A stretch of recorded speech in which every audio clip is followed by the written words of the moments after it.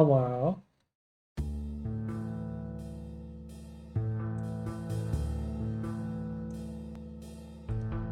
Hello.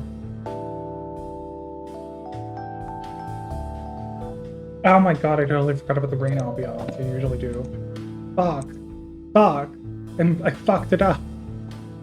I was doing a bit.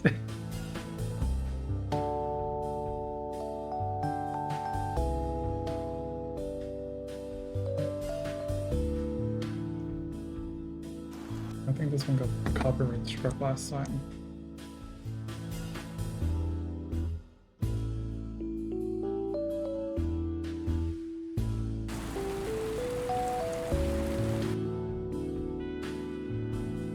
This one. There we go. There we go. We got a rain ambiance. Bit retained. Bit loud.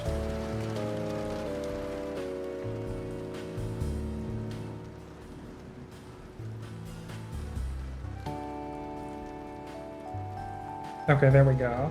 Hello everyone, how are y'all doing?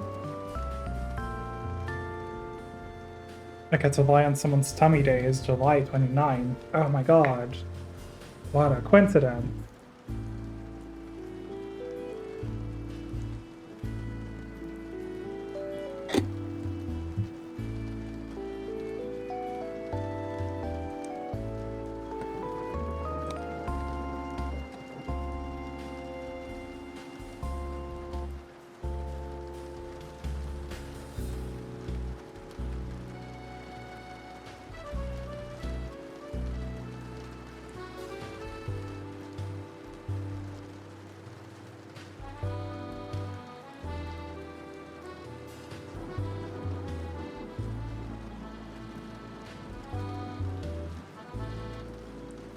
I feel that we haven't shot.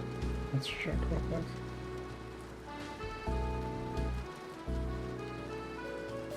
Tonight we're playing Heavy Rain again. So I'm not sure, but I think we're near the end of the game, actually. I'm not sure if we'll finish it tonight. It depends.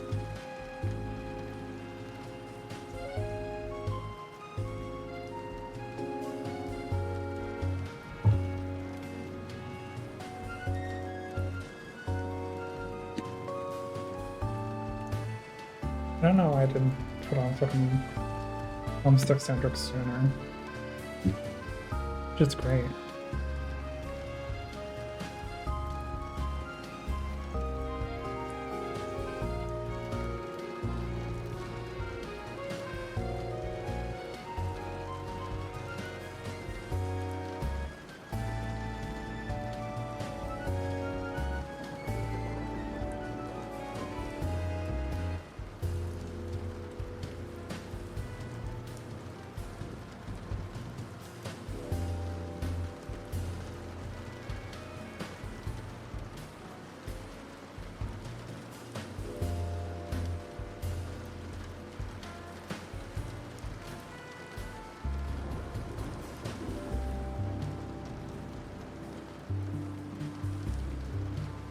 The song is so nice.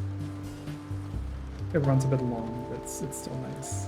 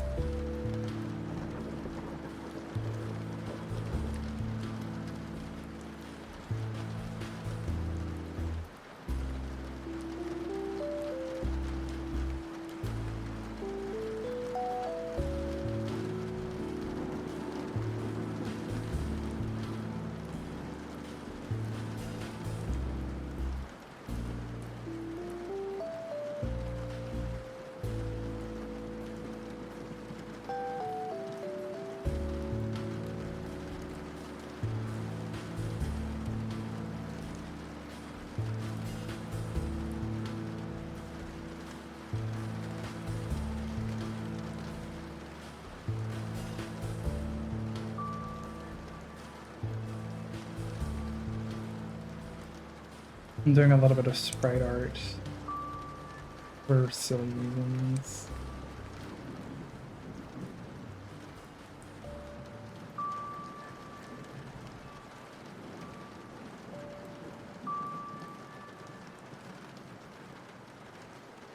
I need to figure out how to make it so you can eat all the food you want and your tummy won't hurt.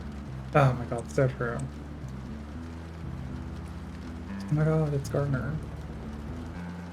I have to get breakfast and we have a box of tops of muffins. They're around the size of a regular muffins, but it's just the tops, which I think is really funny. Huh. Very strange.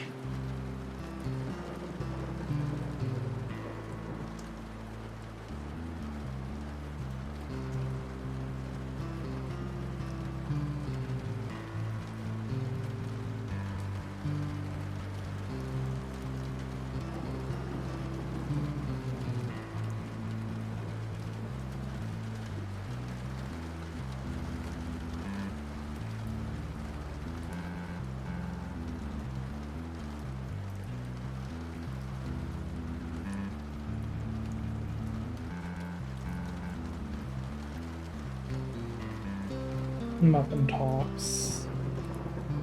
Isn't that like what people call belly sometimes? Kind of sexy, to be honest.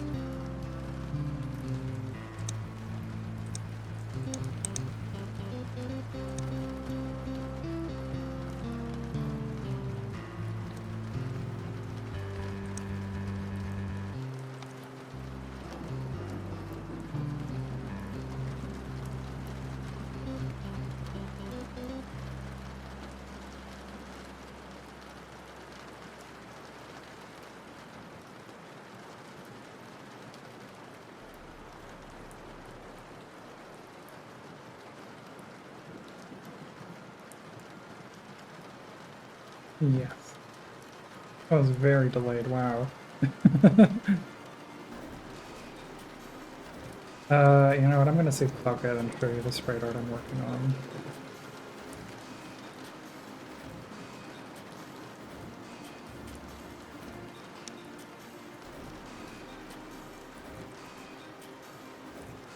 Stuff work.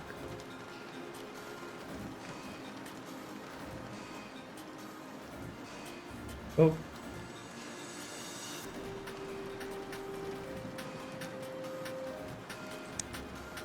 Wow. That does not look good.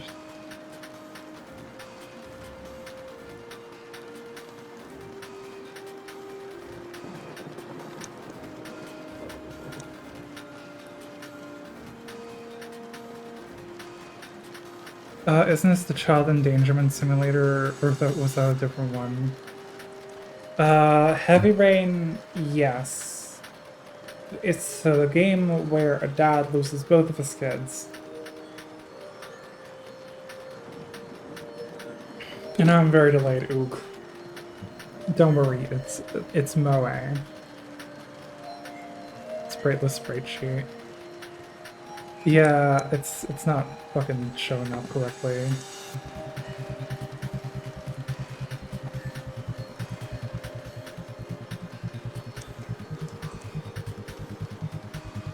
Display capture, I guess. I really hate doing display capture. I get to see all my apps, it's embarrassing. But you might recognize these sprites, and if you do, keep your mouth shut. Don't talk about it. Fine. I'm normal. I'm responsible.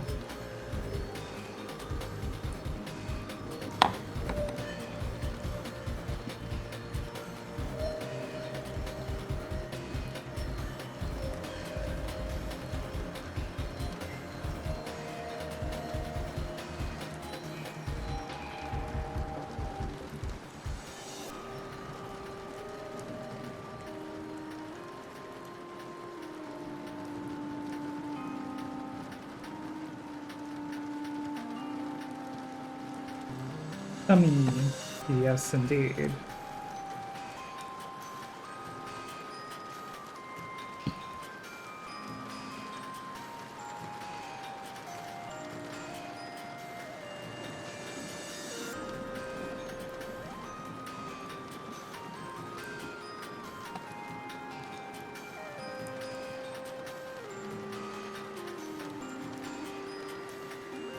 Yeah, I'm going to get a little run with a muff on top of my mouth. Okay. So I think... No, this is not for a game I'm working on. This is for a game I intend to play. You'll remember, I think 2 days ago, I did a bunch of furry itch.io fat fur games, right? And someone recommended Super Fatty RPG. And they have sprites you can work on. Oh, you weren't there for that. Okay.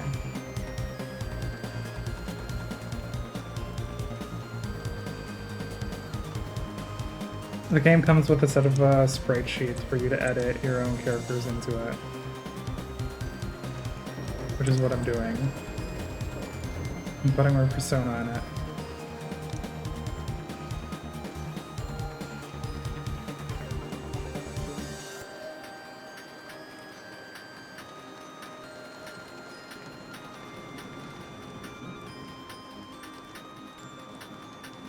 It's fat butt.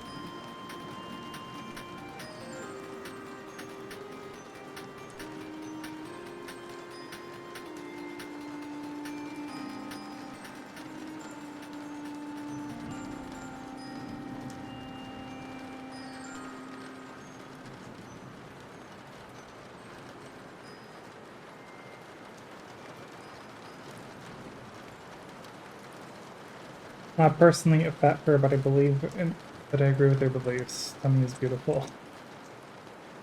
Ally.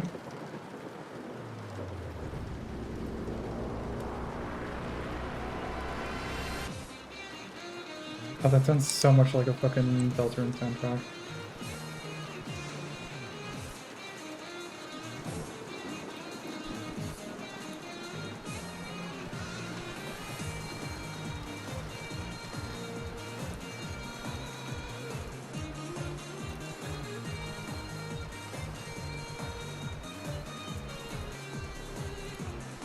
I'm not a fat fur yet, but I believe there's a pipeline, much like the trans pipeline. Oh my god, there's a pipeline.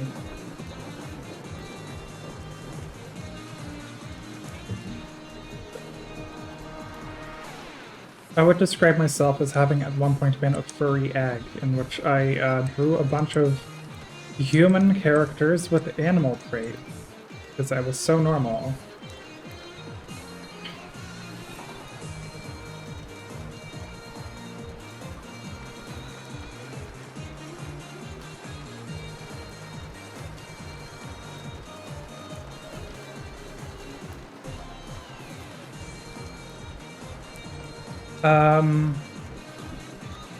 I think the way it kind of went for me is that I started drawing, like... Yeah, that's how it went, okay. I played a single game of Dungeons and Dragons, and I wanted to be like a half-elf fighter, because, of course, that's the generic first option you always pick. A friend of mine chose Tiefling, and I was like, what? You can do that? Huh? I didn't know those were there. He was a Tiefling. And then I drew Tieflings and I was like, wow, this is awesome, I like Tieflings. And then I kept drawing them, and I drew a bunch of characters. And then what I did is I started drawing humans with animal traits. I was really obsessed with the idea of, like, a guy having, like, cow horns and, like, bull features. I drew, like, a rabbit boy OC, whatever the fuck. Eventually I got around to, like, innocuously drawing myself as a deer, of course. Which didn't really stick at first, until, like, a friend from college, from university, whatever, told me, sort of ironically, to draw my persona. Which I did, and then I kept doing it, and I kept doing it. Importantly, for a very long time, I had a persona, quote unquote, ironically.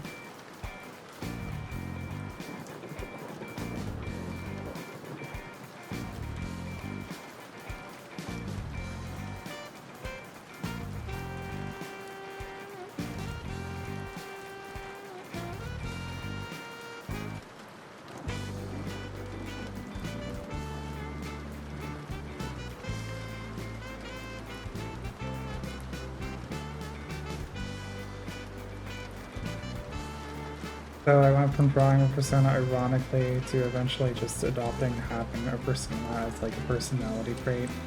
I still treated it kind of as an ironic thing, and because I was surrounded by a bunch of non-furries, of course. Tragic, I know. Um,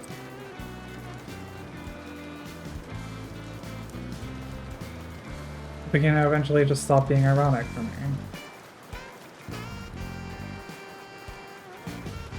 I like to send people down the pipeline by drawing them with vaguely animal traits. Also, for people that I draw a lot, I slowly make their assigned persona furrier and fatter over time.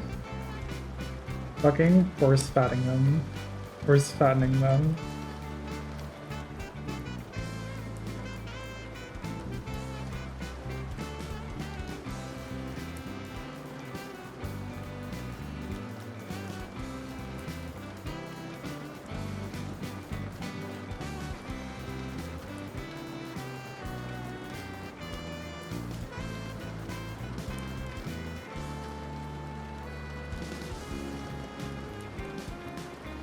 The arm swagger there.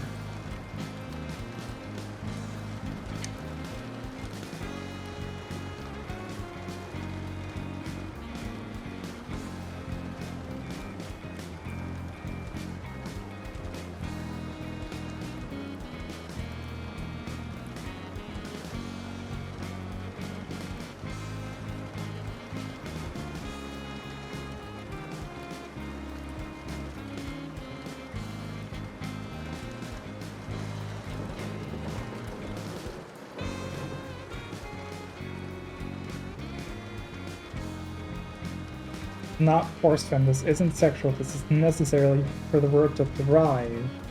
Slash silly slash gay.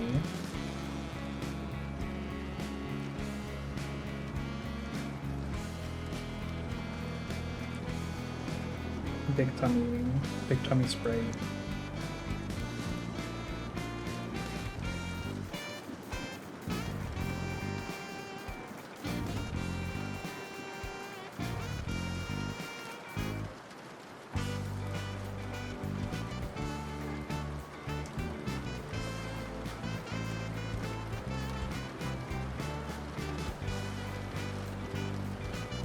Ah.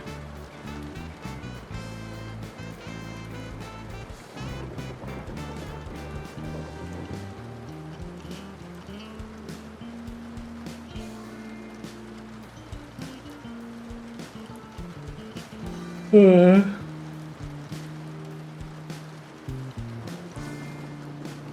no, that's some weird angle. Alright. I'm gonna finish these up and then we'll start the game. I'm kinda just waiting for people to stream in, I guess.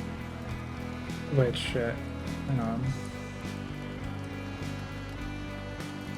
Oh god, I never changed my fucking...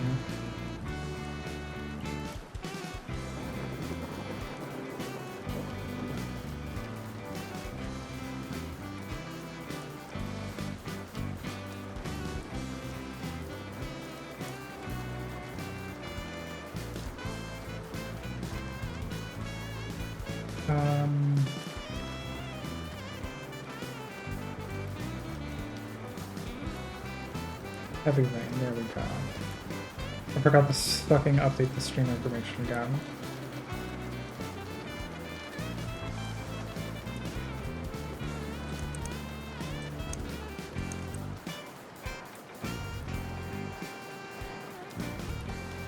Make their butt big.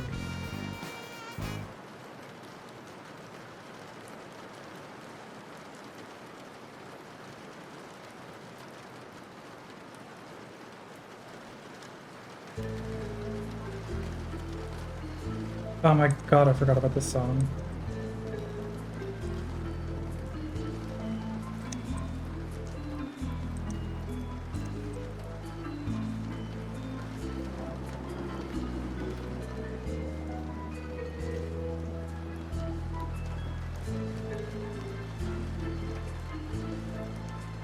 You know what, I'm putting this one next to Deltarune Lantern as well. Bit hard on that flanger though, Jesus.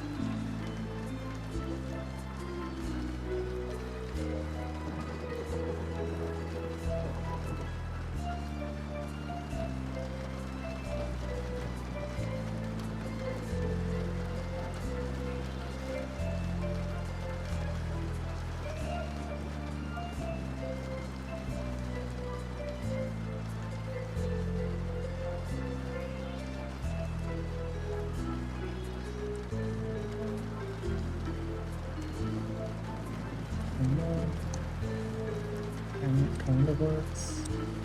I need to like raise their tail. A little bit. Because the butt gets bigger.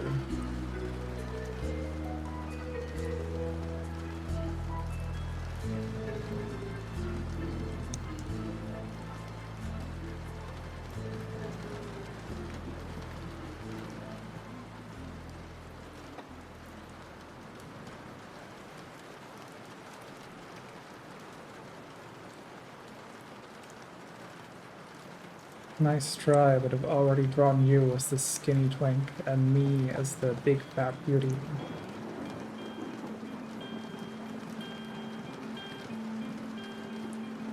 The beast with the big fat belly.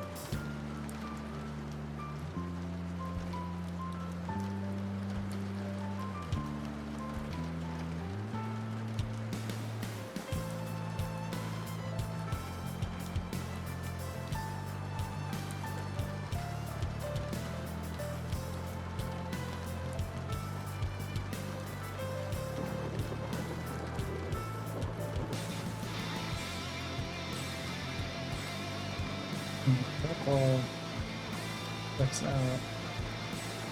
Bit on them.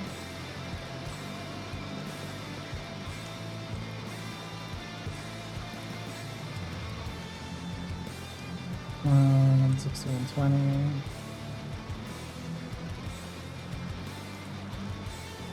Action muscle is 40 to 40.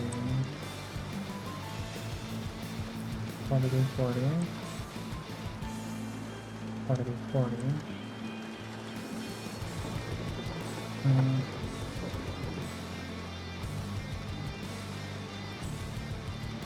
But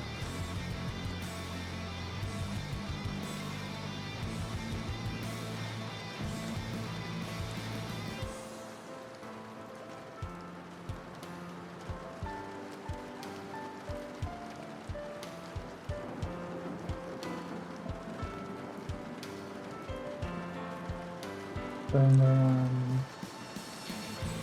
1 by 1.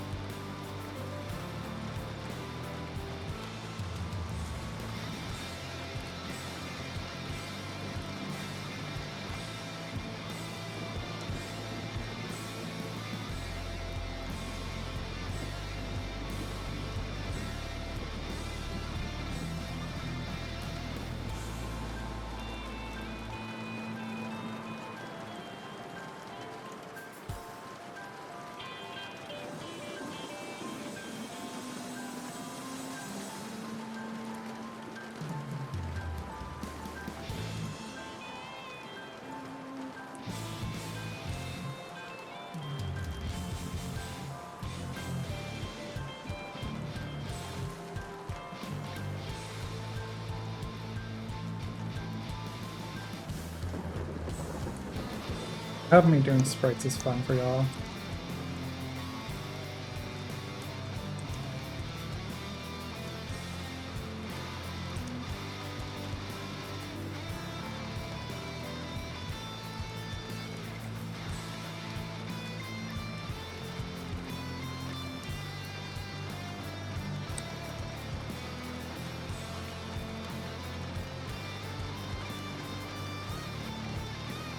Oh, just like looking at your persona. Oh, thanks.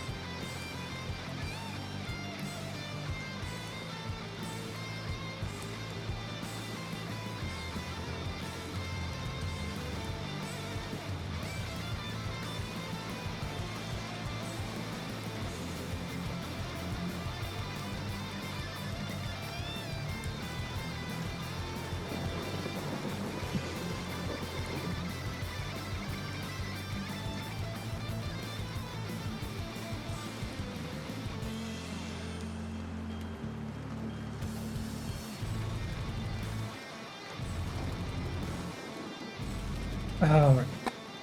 On the tail somewhere.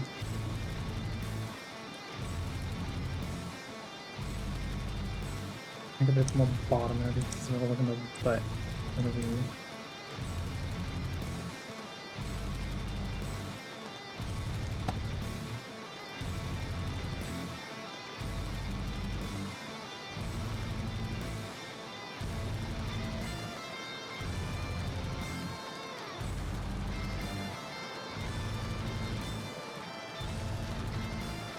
Especially in pixel art, they look so silly. I do think they look very cute, yeah.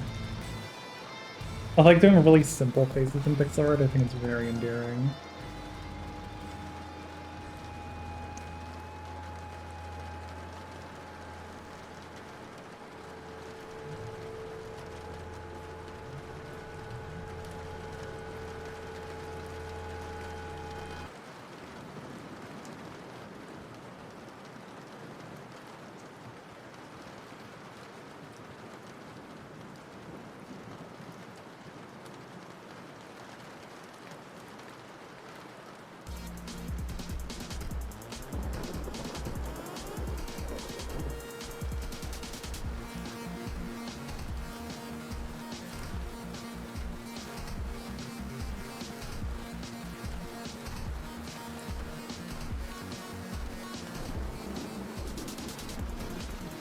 There we go.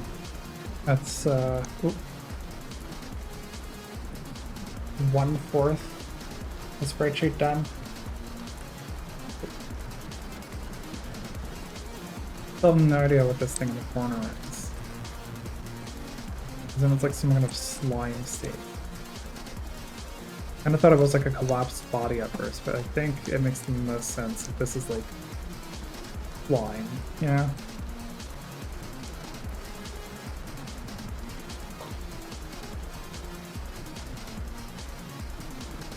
Ugh. I don't think I actually slept all that well tonight. Oh well.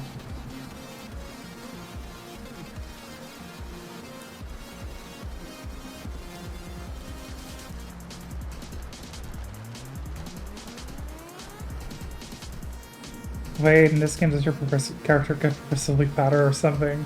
Yeah, I said so. I'm doing sprite art for a fatter game. Not one that I'm working on, but I'm trying to mod this into the game. Alright.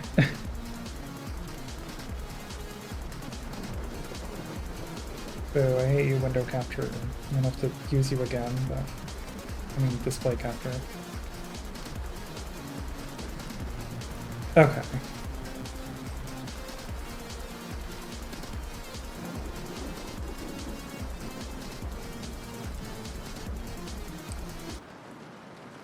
I think it's time for videos game. I've had a fun time looking at sprites.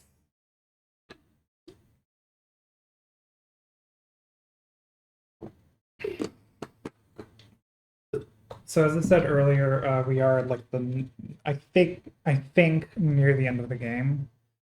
I don't know if we're quite far enough. I feel like at the ending, but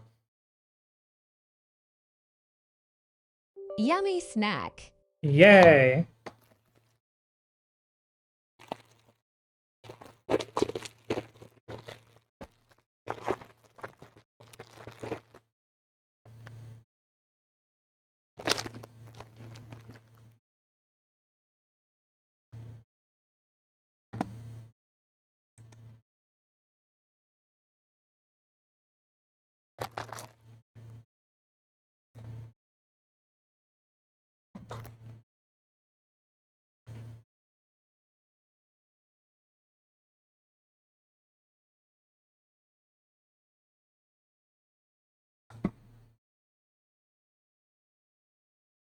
Yummy Slurpee. Mm.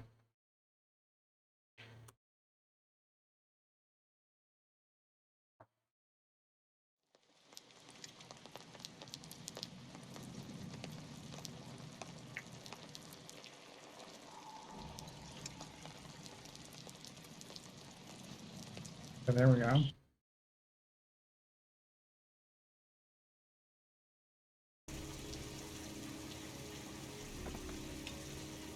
Oh my god, look, we're at the same point.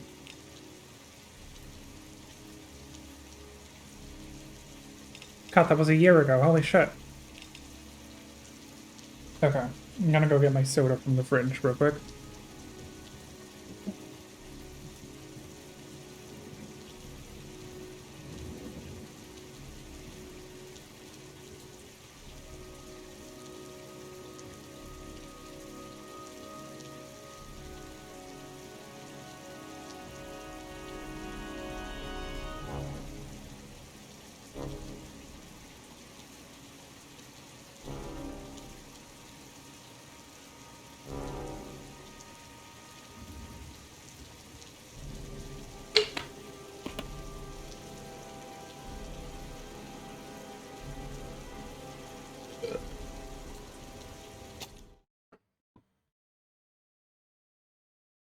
This bitch.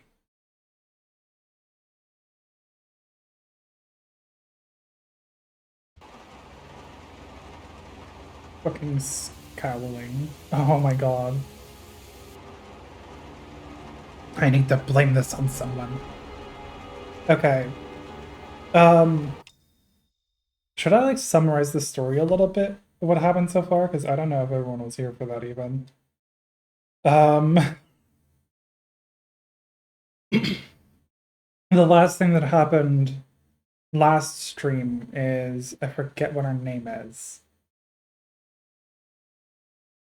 Oh, I forgot what her name is. Jesus. You know the character who's like a mother and a sex worker who wanted to help Shelby on his investigation? She drowned in a car. No, not Madison. That's a different woman. Lauren, that's it. Lauren died last time. She drowned in a car. Shelby just could not save her somehow. Oh.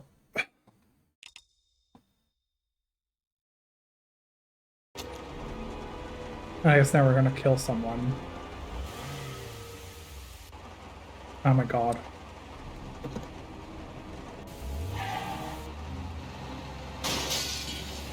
Whoa, camera.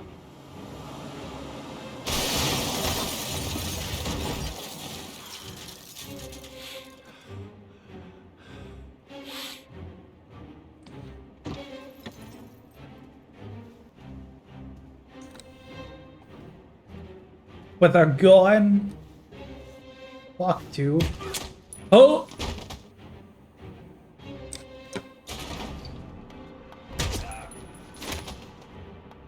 Oh, we don't even get to play the FPS shooter part. Fucking asshole.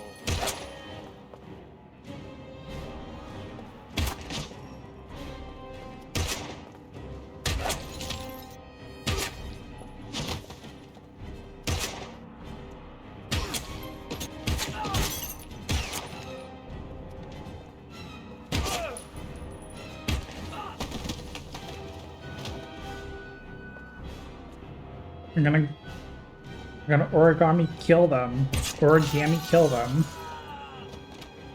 Yeah, I'm the origami killer, and I'm here to origami kill you. Origami killer sounds like one of those fucking Jeff the Killer OCs, actually. I'm gonna Jeff the kill you.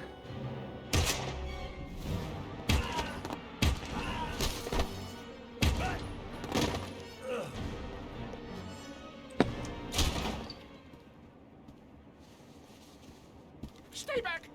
Don't come near me, or I'll shoot! Fucking asshole. Please, don't hurt me. Kill! Bastard! Lauren is dead! You fucking killed her! Stop! Stop! I beg you!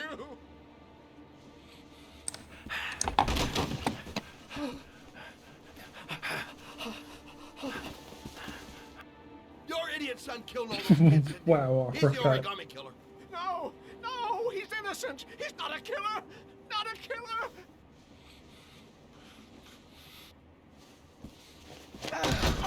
What? That was the opposite way of what I did. You're a fucking liar.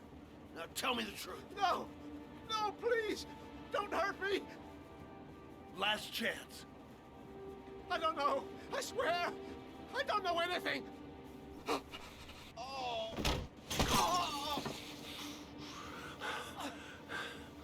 Stop. Stop. I beg you. I'll tell you. I'll tell you everything.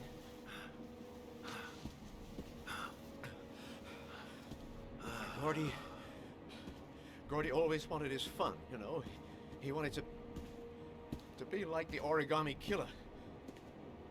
He kidnapped that kid and he held him under the water for a little too long. It was an accident. An unfortunate accident. What kid? He just wanted to play. He told me everything. Anyone want to play? Let's go drown He was crying. He kids. was so sorry for what had happened. Whatever he did, Gordy is my son. Chat, did we kill this guy? No one will miss him. What? That boy, Gordy killed. No one will miss him. He was street trash, like so many others. You disgusting pile of shit.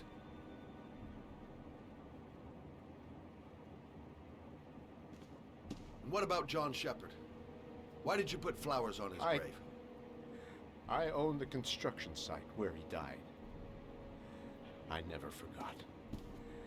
I've been putting flowers on his grave for 30 years. John had a twin brother. What happened to him? I don't know. He was adopted, I think. His mother should know. Her name is Anne. Anne Shepard.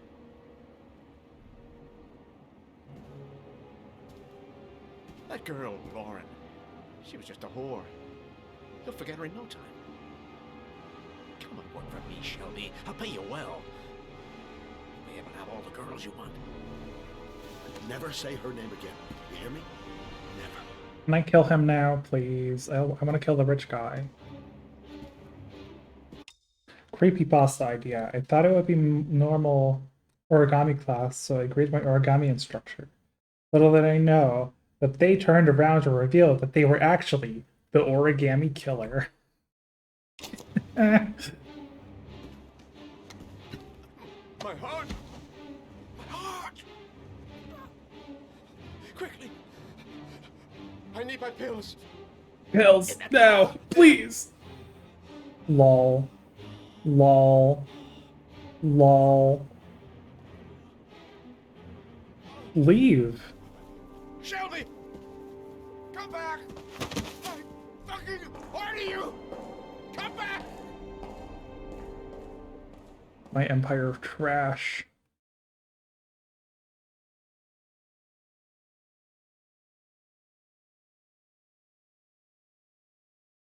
I don't actually know what this Madison scene will entail. But given it's a Madison scene, Content warning for sexual assault. I know this game well enough to know that that might be a possibility. I don't know for sure it will happen. I think we're through all the really difficult scenes regarding that. I'm not holding my breath.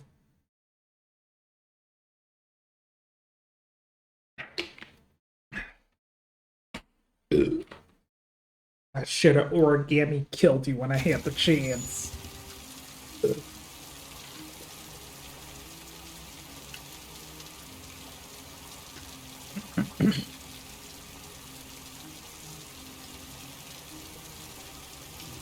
That's deer in chat. Deer belly. Only a few hours left before Sean Mars dies. Hope I'm not wasting my time. John Shepard died 30 years ago. Hope his mother has all the answers to this puzzle. Hello, I'm looking for Anne Shepard's room. Please sign the visitor's book. Are you a member of the family? Yeah, you could say that. Oh, she'll be pleased to have a visitor. No one ever comes to see her. With the Alzheimer's, she has trouble remembering things, but it'll still please her. You know. It's room 19 at the end of the corridor. Thank you. Oh boy, we're gonna get a really bad depiction of mental health, probably. And disability, I mean. Never mind. That other thing that David Cage liked. Scary diseased people, scary disabled people. Room 19. Where is that? Can I just go through any of these? It's gonna be portrayed super well, I just know it. I don't really know how to portray Alzheimer's or any kind of like memory issues in media. I just know it's gonna be bad.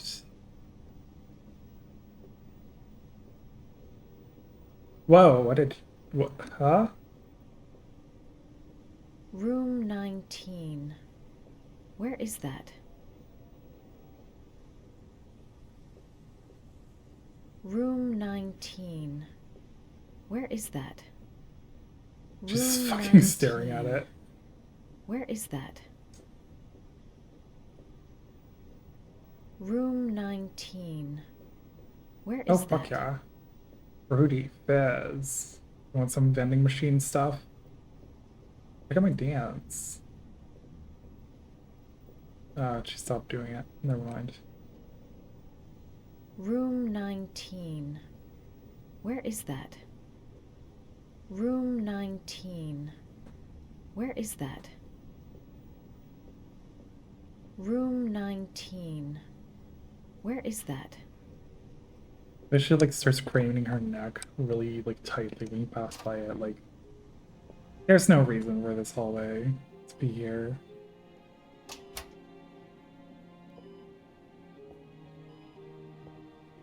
Hello, Mrs. Shepard. Is it time for my pills already? No, Mrs. Shepard, They're never on time with my pills. I don't know what they do here. In the other hospital, they were always on time. But here...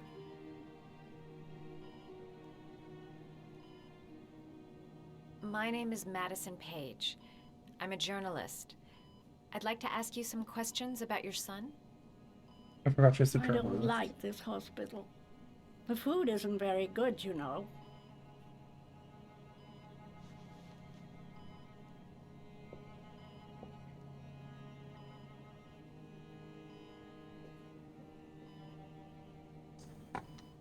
Do you remember John? My Johnny. He is a good little boy, you know.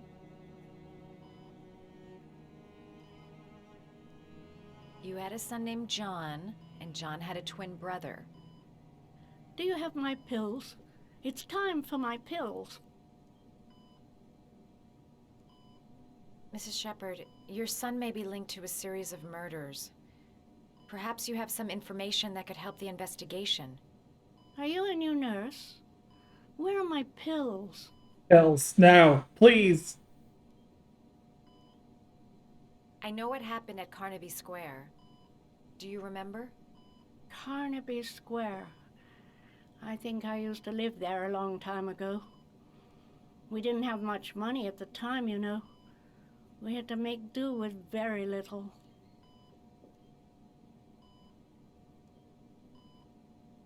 Try to remember, Mrs. Shepherd. John's twin brother was placed with a foster family after the accident. What was the name of the foster family? I asked them for a television, you know. They said I didn't have enough money. It's a pity. I'm fond of television. Your other son, Mrs. Shepherd, John's twin brother. What was his name? What other son? I have no other son. I never had any children. I think your son is in trouble, Mrs. Shepherd. He's done some terrible things. I need to find him. Do you understand? Terrible things you're telling me. He never came to see me, can you believe it? In 10 years, never. No one forgets their mother, do they?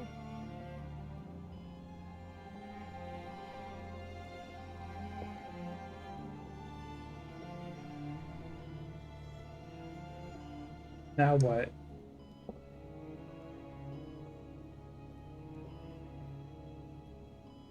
You don't seem to get many flowers, Mrs. Shepherd. No, but I love them. My son knows that I love flowers.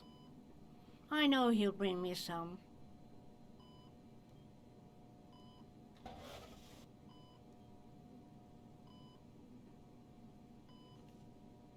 Are these your children, Mrs. Shepherd?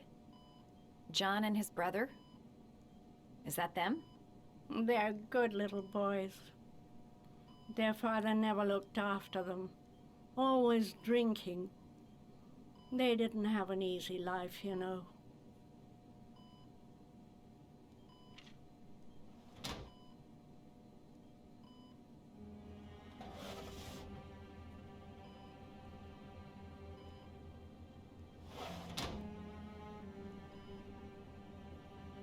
Guess I'm just snooping around her room now. All right, no point in wasting my time. I won't learn anything more by staying here. It seems to be working. She's remembering stuff. Gotta find something else to show her. This woman might be the origami killer's mother. Must be some way to get her to remember. It'd take days, if not longer, to find the name of the family that adopted her son. Sean Mars would be dead by then. Did you make these origami figures? My little paper animals. They played with them for hours. I showed my boys how to make them, you know. Yes, your boys, Mrs. Shepherd. John and... what was your other son's name again? My other son? I only had one son, my little Johnny. All right, no point in wasting my time. I won't learn anything more by staying here.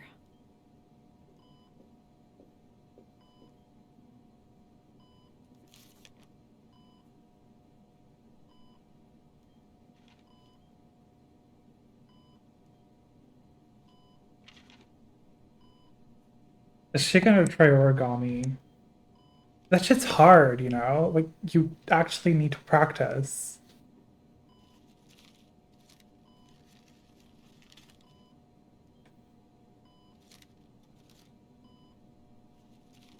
Oh, you know how to do these little dogs, too. My children loved origami. I taught them how to do it. John loved the little dogs. He always wanted to call them Max. Max, Max, Max? All dogs with the same name. I was wasting my time telling him they couldn't all have the same name. But he always wanted his paper dogs Max. It's funny, isn't it?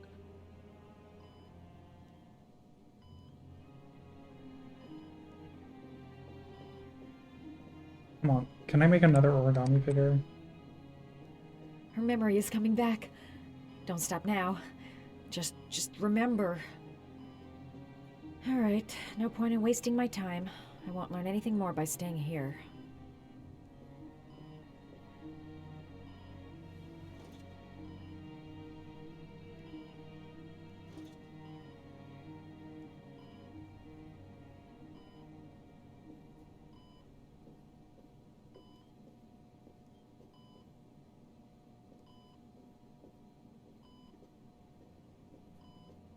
Alright, no point in wasting my time. I won't learn anything more by staying here.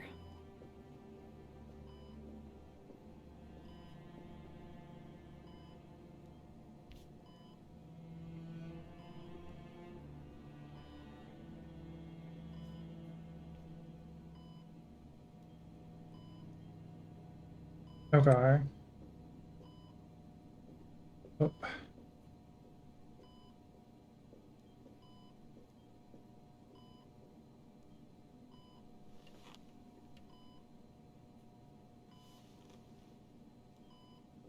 Can I not make more origami figures?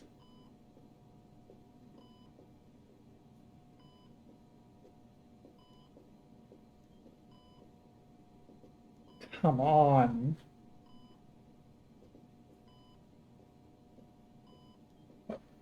The camera's like still fucking around.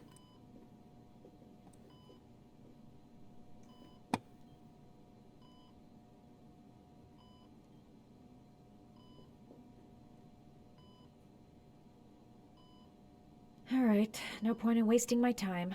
I won't learn anything more by staying here.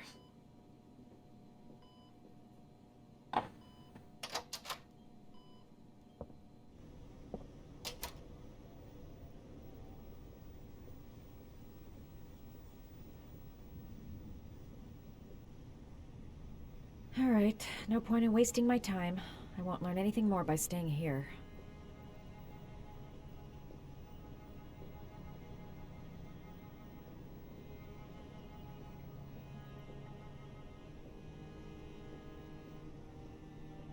Maybe I could bring her one of the flowers. Does Mrs. Shepherd ever talk about her past? It's not all very clear to her now. Sometimes she'll remember the oddest things, though. I suppose if she sees something that reminds her of her past. Does she get many visitors? She's been here for 10 years and you're the first. Oh wow. I'm looking for her other son. He was adopted. I mean, he's probably changed his name. Is there any official documentation on Mrs. Shepherd? No, there's nothing really. Nothing about her family. I guess if her son was adopted, then she's the only one who could tell you about that. Sometimes, if you show her things, it seems to trigger a memory from her past. You might get it to remember. Thanks for the advice. Yeah, I've been doing that. She said she loved flowers. But what kind? Damn. I wonder.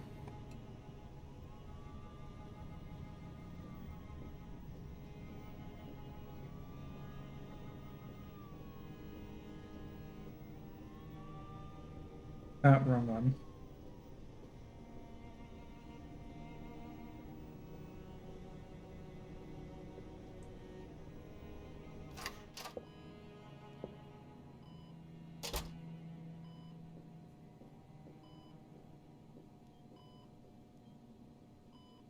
What a lovely orchid. My sons loved orchids.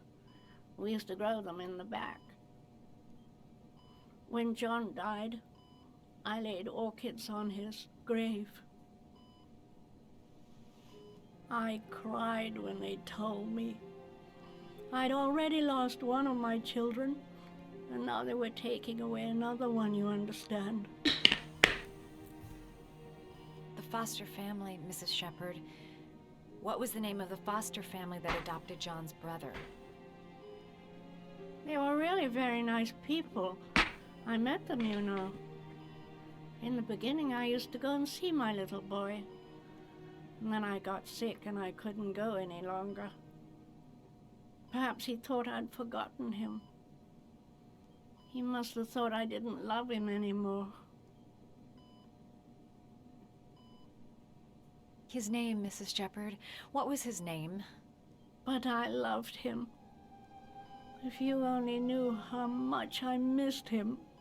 Please, Anne. His name. What was his name? Come closer.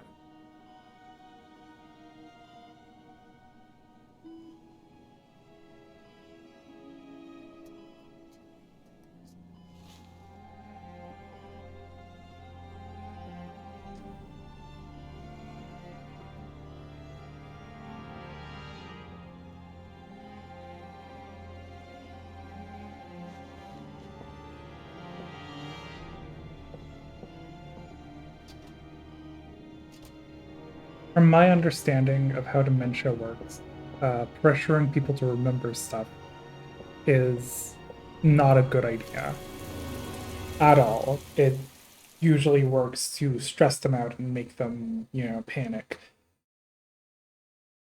But whatever. Okay, I don't know what the fuck this room is. I have to go to the bathroom. I will be right back.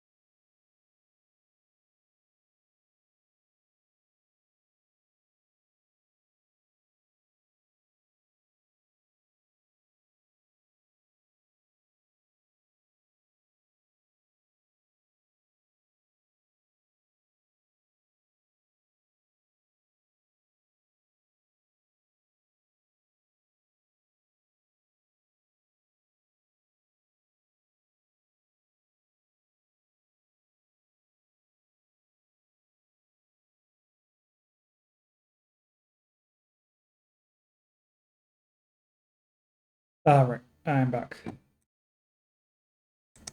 Oop.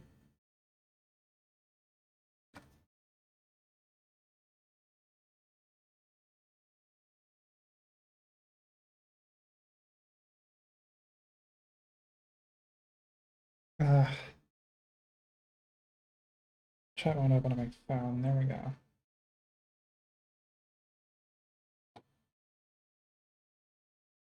Love that. There we go. Oh. Okay, we're good.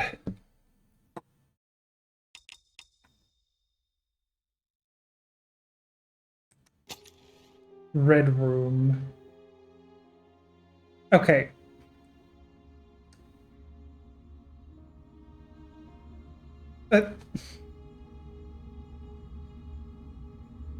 Okay.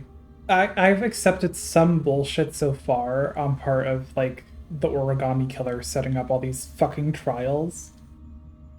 Did he paint these rooms red? What is happening?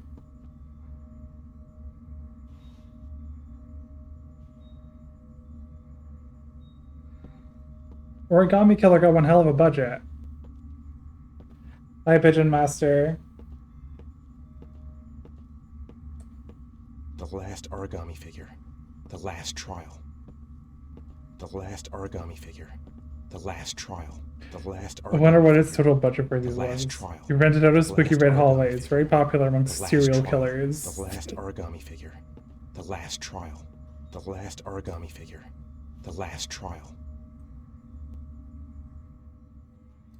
The last origami figure. The last trial. The last origami figure. The last trial. The last origami figure. The last trial.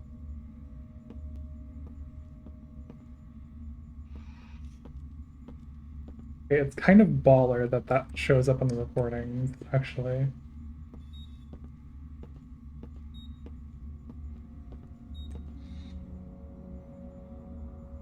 The last trial. The last question. Are you prepared to give your life to save your sons? There is a deadly poison in this vial. It will kill you in exactly 60 minutes. If you drink it, you will get the last letters of the address. You will have enough time to save your son and say goodbye to him, but then you will die. You can drink the vial or decide to leave. The choice is yours. Chat. We do not have to kill ourselves to save our son. Do we do this anyways? I kind of want to say no.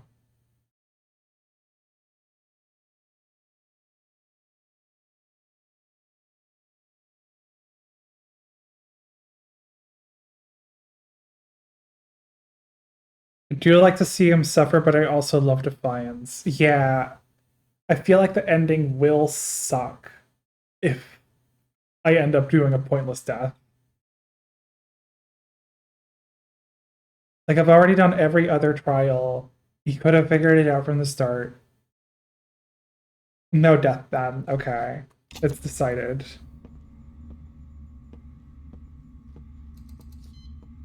Stick it to the origami killer. Origami killer. I feel like he can drink poison some other time. I'll find you, Sean. I'll figure out a way, and I'll come and get you, son. Seriously though, how did he set up these hallways? These tiles, these hallways look wet.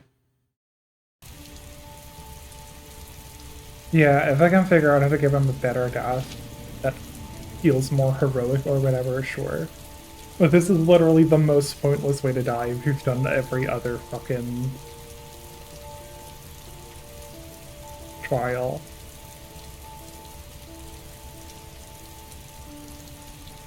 He could have figured it out much sooner if he had asked for help. I'm nowhere, and I'm out of time. Damn fucking shitty letters from this fucking address! Come on! There's gotta be a way to do this!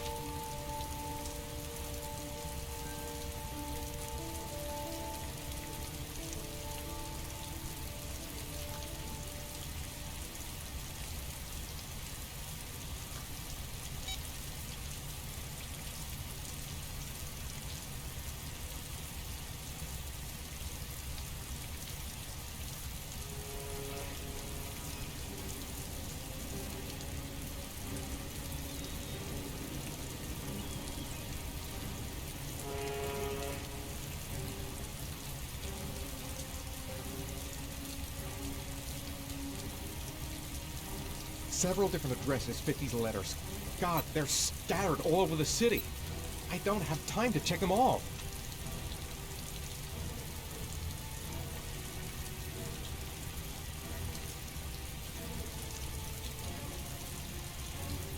Fucking kidding me.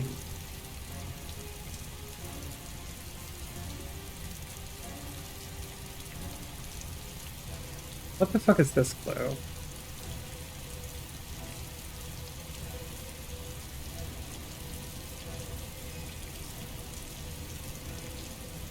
I feel like sound is supposed to come out of that, but it's like, I guess coastal? It's like muffled by the fucking soundtrack. I think it sounds like boats and seagulls.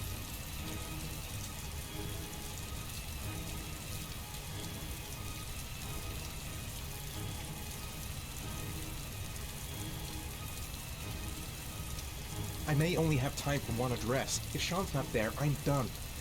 It's a crapshoot.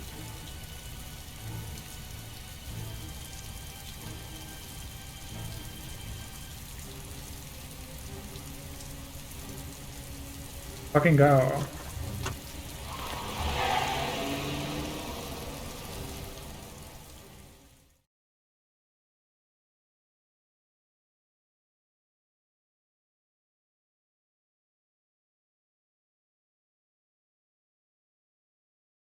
Why stream picking up that noise?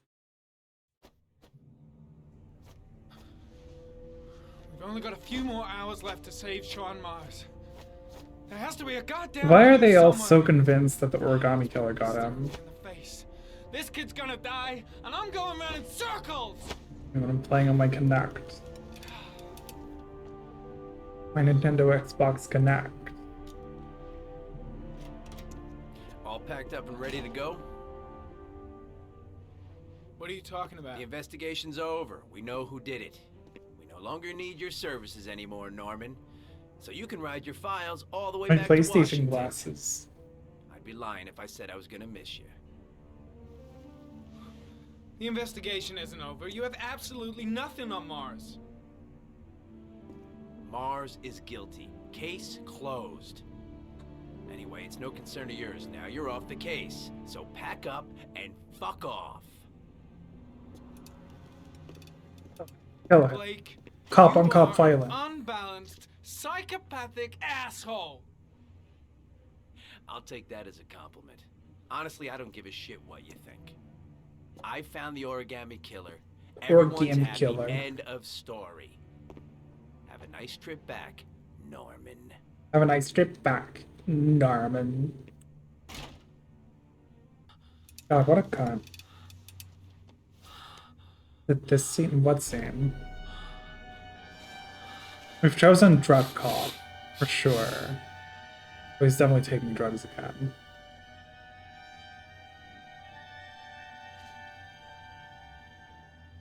The killer's name is here. Somewhere in this data. I just have to find it. Find it before it's too late. Oh, Do we have to one speedrun last this shit now? You should be careful not to overindulge in you know what. Scary drugs. Very dangerous. It'll end up killing you if you're not careful. That would be most unfortunate, sir.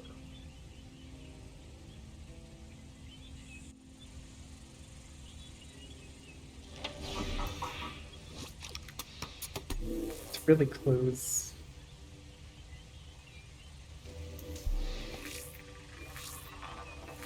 Why does he need drugs to operate the glass?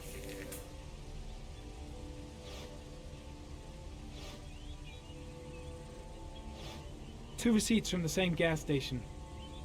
Might be near the killer's home.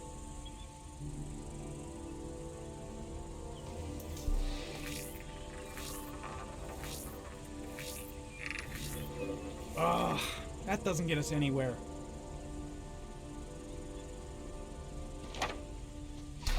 The killer lives in this zone. 342 people live around there. Not good enough. Gotta find a means of identifying the killer more precisely. Well, whoever owns a Chevrolet. Ari was in record mode when I was fighting with the killer. Perhaps there's something on it.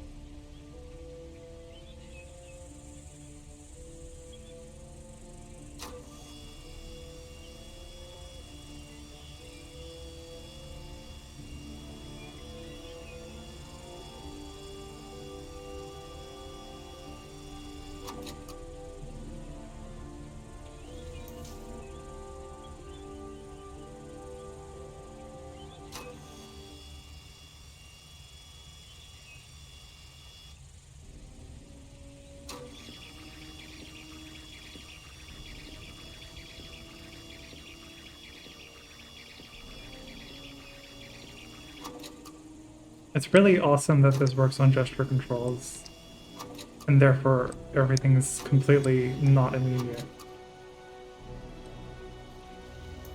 The sword was already in Paco's office. It's got nothing to do with the killer.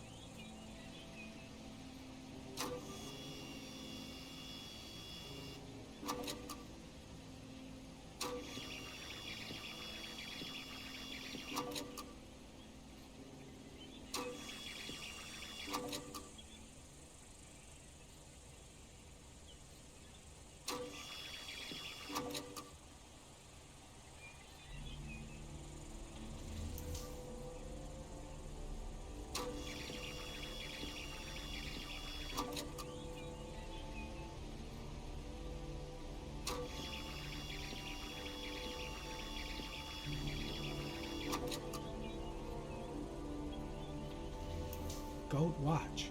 I'm sure I've seen this before somewhere.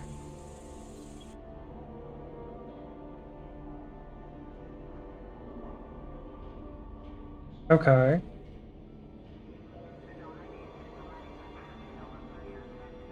Yummy snack. Really hammering it home, I guess. For the snack. The watch they give for promotions to lieutenant. The killer is a cop. Yummy Slurpee.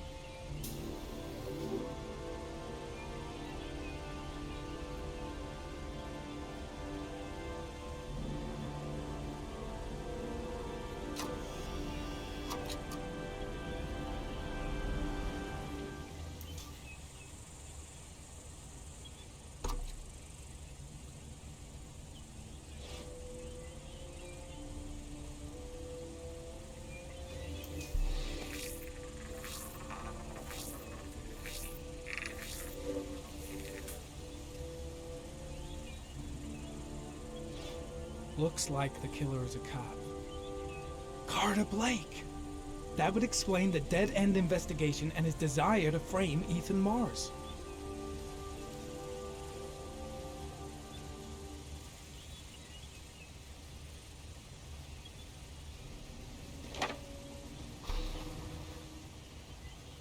Cop. There's only one cop in that geoprofiling zone. Gotcha. He owns a warehouse on the docks. If I'm wrong, Sean Mars is dead. Okay.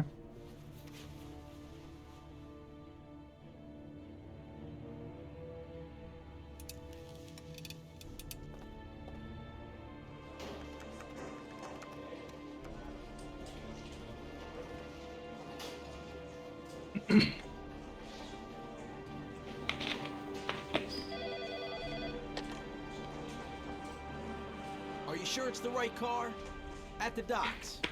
Call the SWAT team. Oh, and I'll need a chopper. Today? Of course I'll need it today, you fucking imbecile.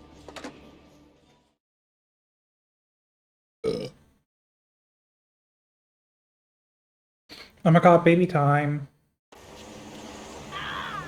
Oh, these bitches. Hang on, John. I'll get help. Just hang on. Go on, hurry. I think the water's rising. I'll hurry you. I'll be right back.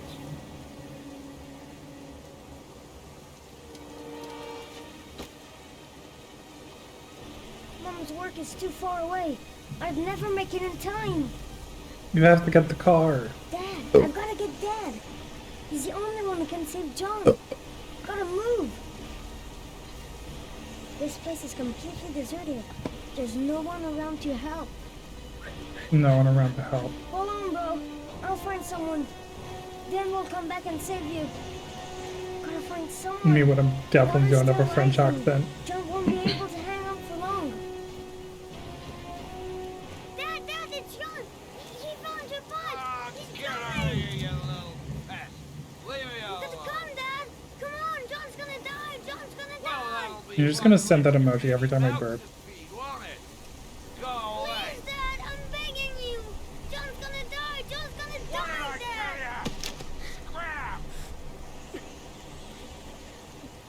Please,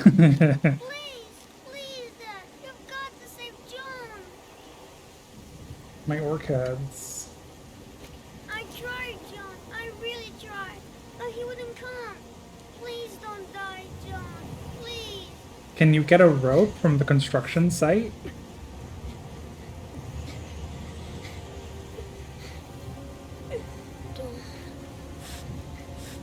Don't forget about me, Scotty. Scotty?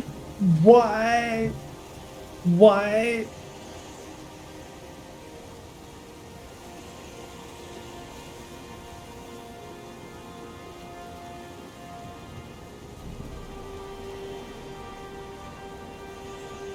Beam me up, Scotty.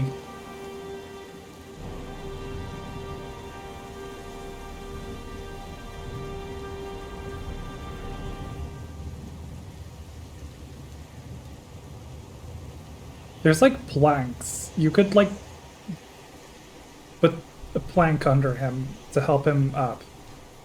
You could do something. Whatever.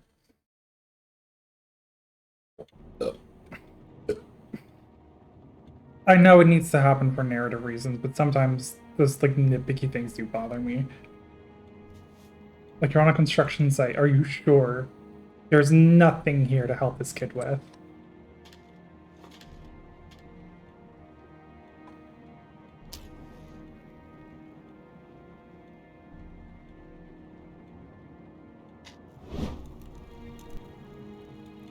You have to have been under there for like 500 minutes, right?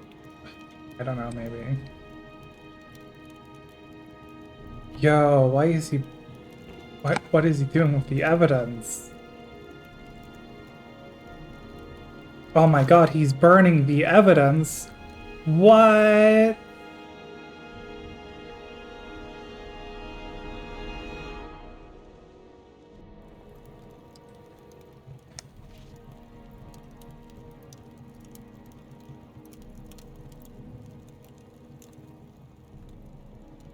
Why is he burning the evidence?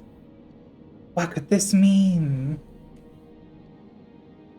God.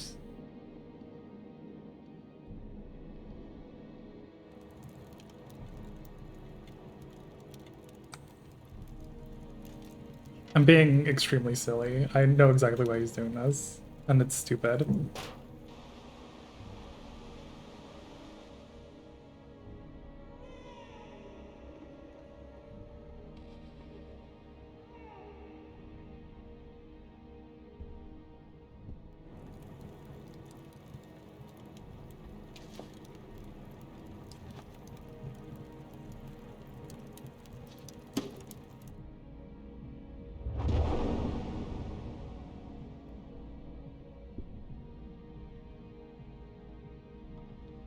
Yeah, it's way on the nose. I think especially the scene with the typewriter shop is so aggressive in how obvious it makes it that like Shelby is the killer. That like it kind of destroys the rest of the plot. And if you already start the game knowing who the killer is, it makes it even dumber because it makes all these schemes so much stupider. This guy had to crawl into a fucking abandoned electrical whatever the fuck and put glass in a bunch of pipes to make like a fun game show challenge for this one guy. And again, how did he get access to that one house with all the red and the white? What the fuck was up with that?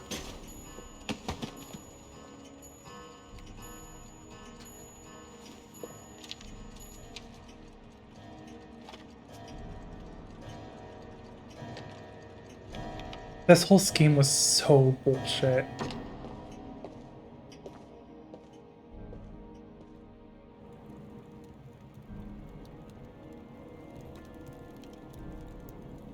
Is it possible to intentionally fail the Shelby parts to sabotage him?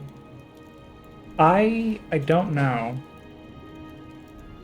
In that one scene with the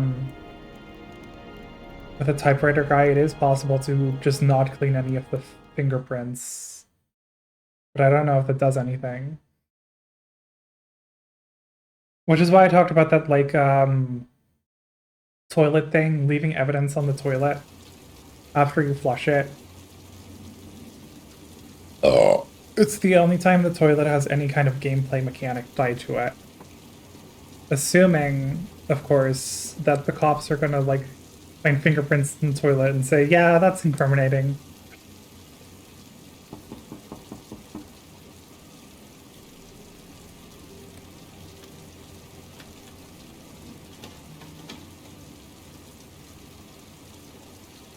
Oh wait, isn't this Shelby's office? Girl, oh god. Content warning for assault, probably. It's a Madison scene, you know how it is. Damn it. I don't know the scenes from this point onward.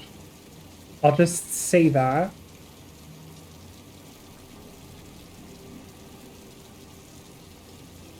Come on, why isn't it, like, rotting?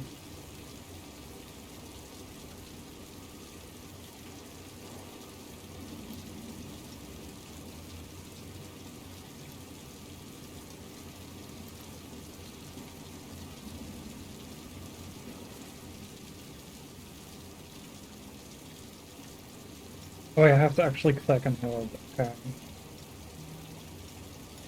They didn't tell me that, really. And lots you touch, girl.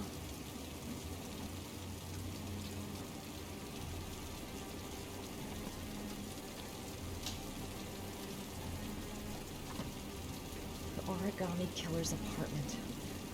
There must be something that'll tell me where Sean Mars is.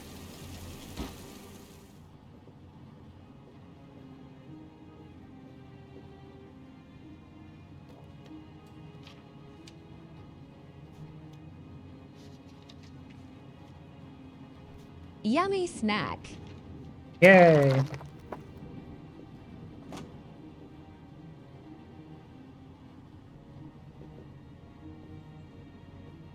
Gotta be fast. He could yummy come back any Slurpee. time.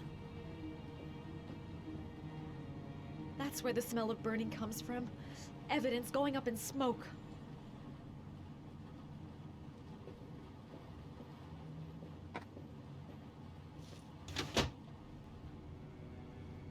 Take it! Take it!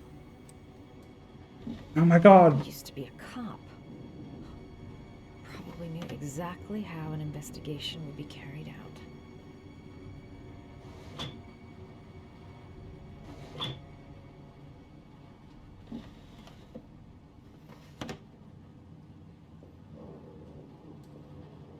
I'll go through it room by room, but there's bound to be some kind of clue.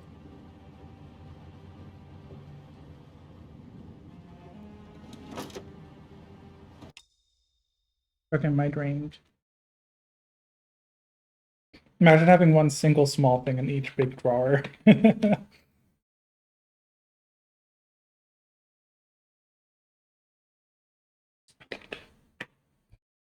My giant video game barrel, which contains 3 lumps of gold.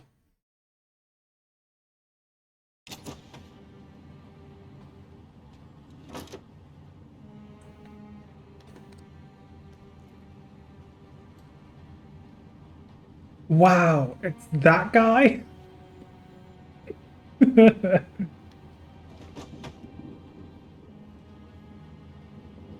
ex-cop. He knows their methods backwards. That's why he never leaves any clues. Yeah, because as we all know, cops are super competent.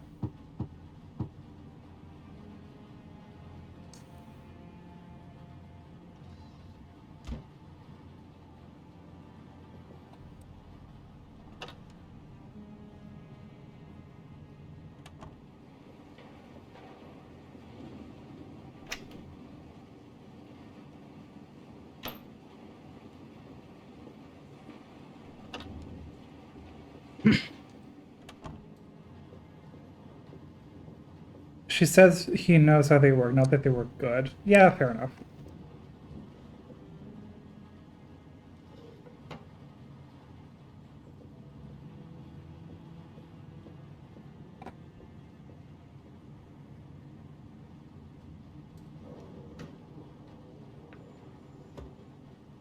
Girl wasn't even fucking looking.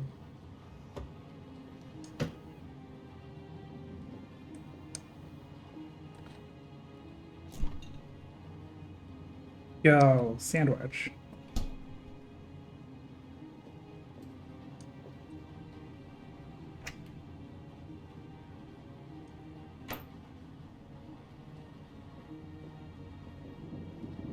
It'd be really funny if that, like, really shitty looking plate was still there.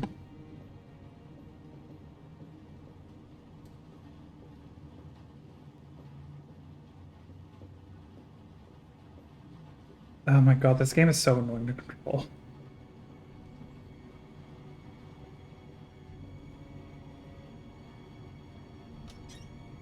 A cop's uniform. Always trust a cop. That's why children went with him. He was dressed as a cop.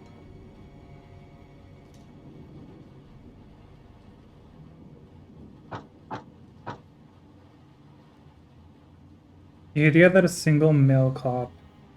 Oh, wait, hang on. I think they always rotate her head to the side to have it out of frame, but forgot to move the camera correctly. The idea that a single male cop would have such a neat and tidy apartment is maybe the least realistic thing in this game. You can tell this was written by a white person.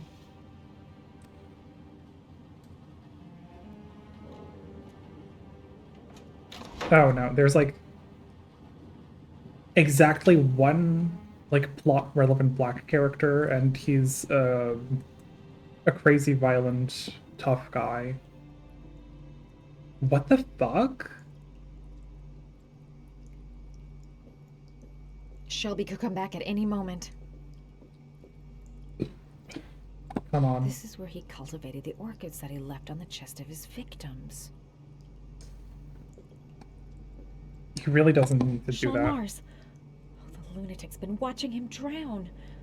But it's some kind of a well filling up with rain, slowly drowning him. There's not much time left. There must be some... Shit, it needs a password. Origami.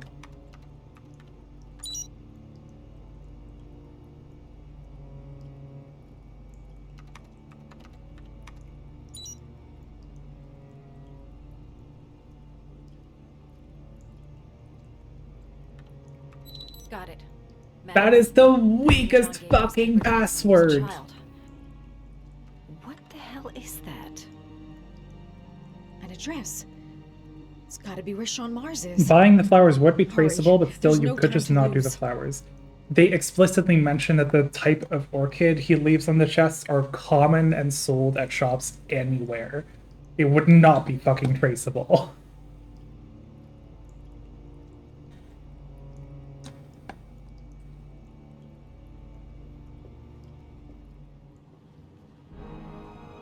There we go. So you found my little secret? It's over, Scott. All those children killed just to find a father capable of saving his son? Shut up! You don't understand. There's one child left. There might still be time to save him. Let him go. Do what your father couldn't do.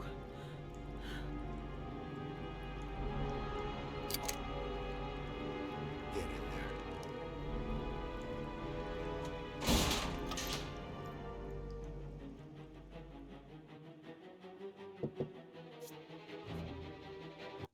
Oh my god.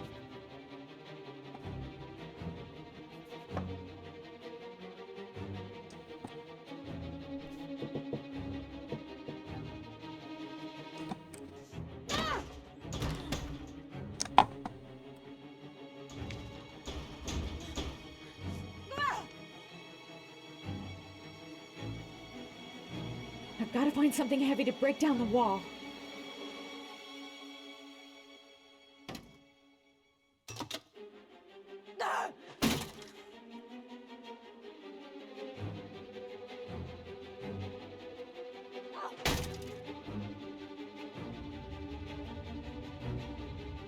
What?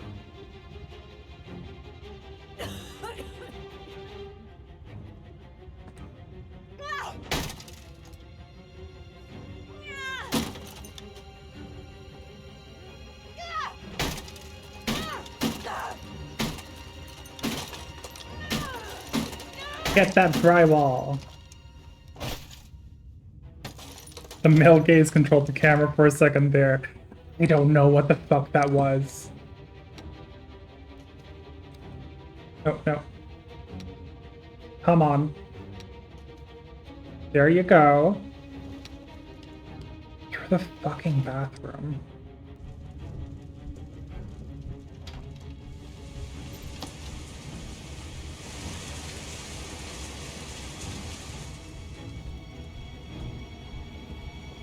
Guess rather not.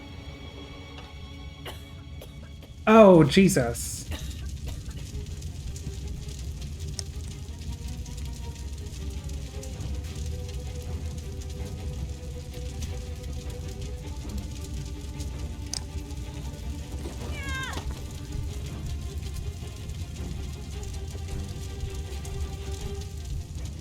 Oh.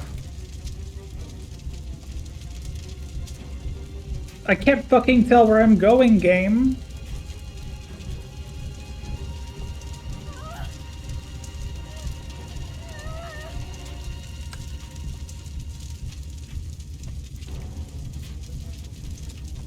Come on. I hate these stupid quick time events.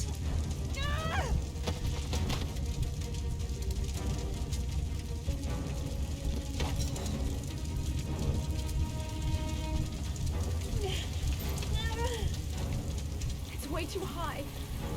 I'll kill myself if I jump. I gotta find something else. Well, close the window.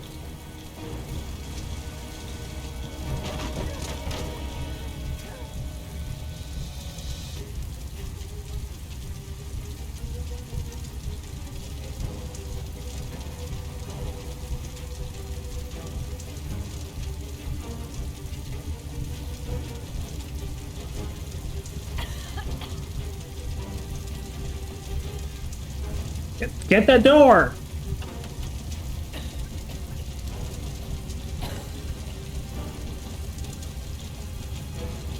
Oh, Jesus. No, go the other way.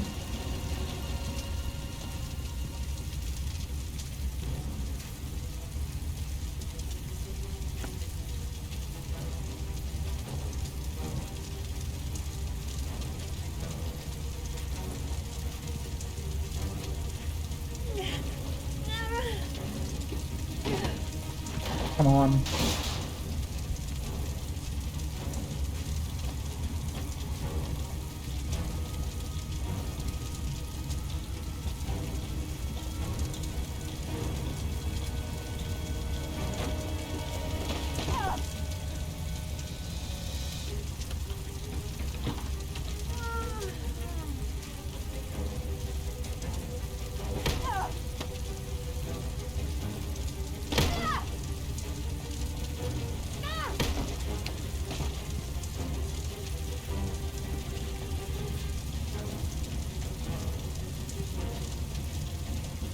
I don't want to die here. Not now, not like this.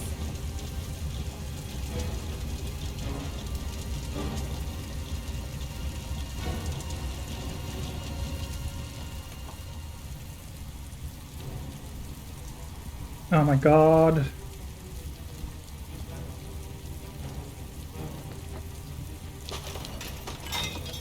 Yeah, hide in the fucking fridge. Sure, let's do that.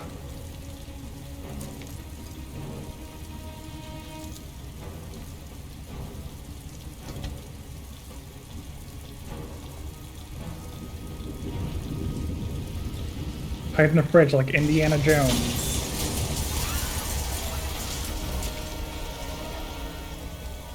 Because the die button didn't die. Oh my god, she lived. Oh, thank fuck. Oh my god.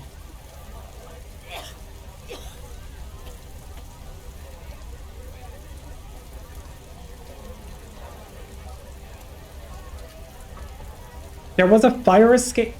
Oh my god, of course there's a fucking fire escape. I know where Sean is. I've got to tell Ethan.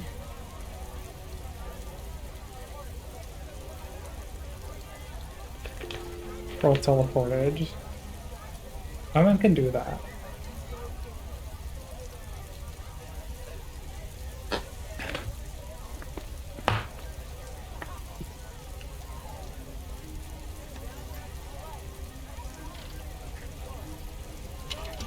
Bridge actually interdimensional door.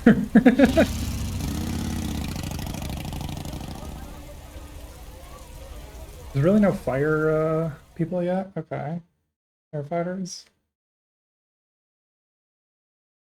Like how she doesn't call Jade when Ethan doesn't answer. Yeah, that was fucking stupid. Have they even like worked together at all? Was on the third floor, she could have jumped. That's really risky. She would have at the very least broken a leg. Oh. She could have called for help though.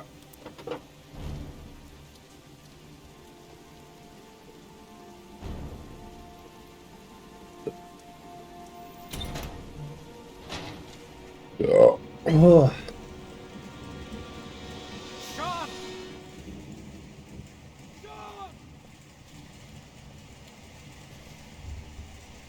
I hope it's not too late. Yummy Sean. Slurpee. Where's Sean? Sean's done for if I've got the address wrong. With the Sean glitch? What's the Sean glitch? Yummy Snack. Looking for a long time. Drinkies.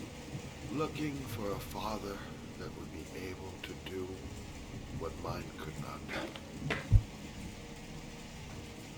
Sacrifice himself in order to save his son. Oh, I searched.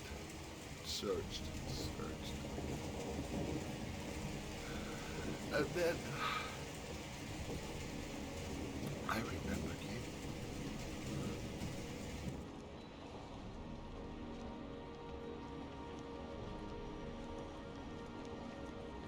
Oh my god, this is so stupid. All those murders, just to find a father capable of saving his son? Just to find a father? Frame perfect Sean Do glitch. you have any idea how it feels to be a worthless nothing in your father's eyes? Believe me, I suffered just as much as. Hey, my dad doesn't like me either. I don't go around killing people with that. Now give me back my son! He's there. All you have to do is open that grave.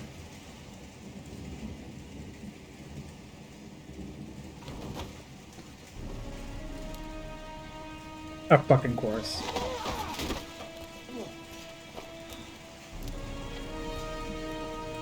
Okay, I think this is just straight up the ending.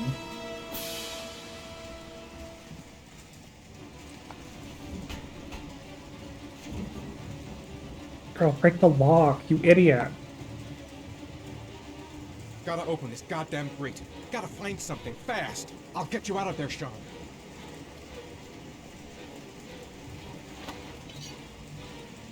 Good enough.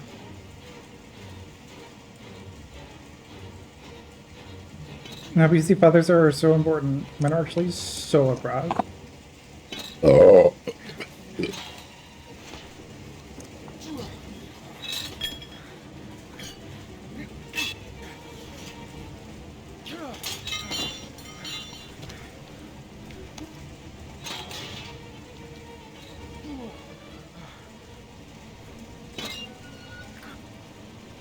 It cannot be that fucking heavy.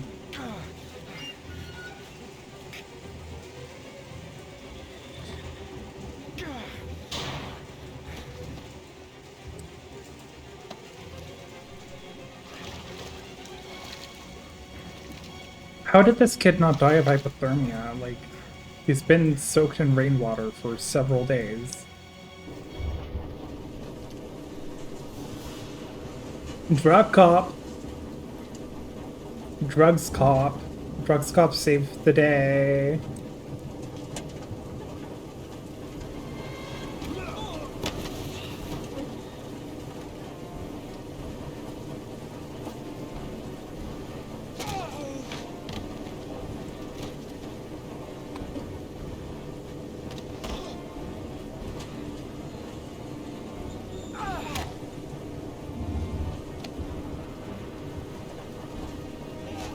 Oh, this is like,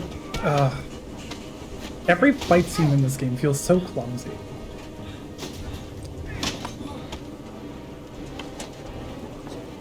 Action scenes in general feel so clumsy to look at. It's like Donkey Kong.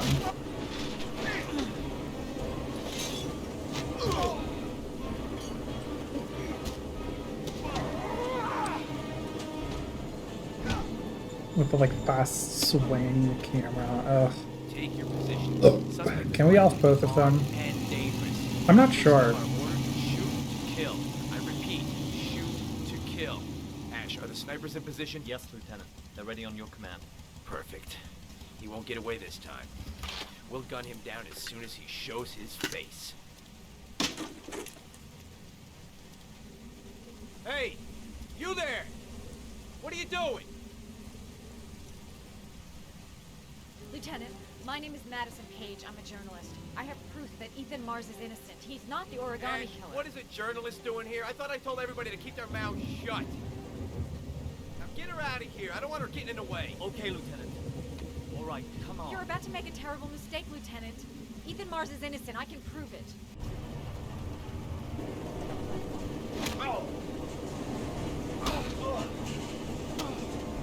Fucking Donkey Kong is happening over here and they just don't notice.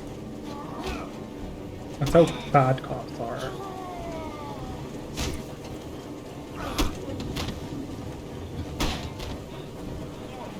But with our help, good cop can prevail. Drugs cop is so important. Oh my god, everything's blending together. Don't help me, son, please. Breathe. Gotta breathe.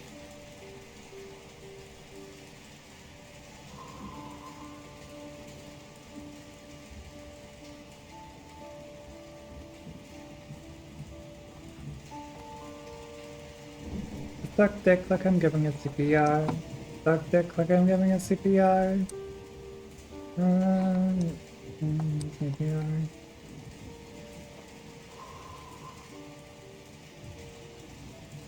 Don't leave me.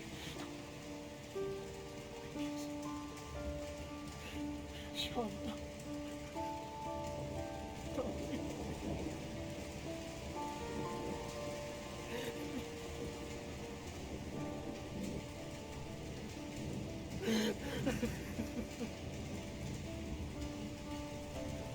He's gonna go to the last minute like cough and then he's alive. Or your CPR sucks.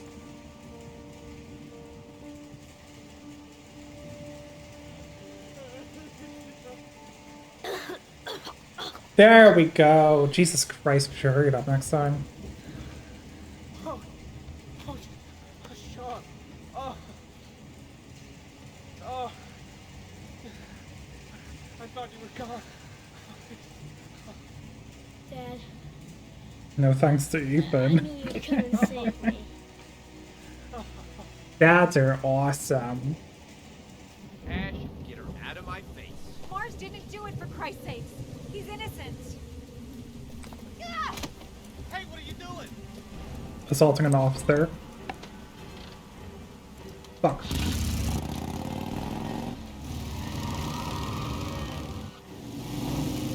This is just like Mario Kart.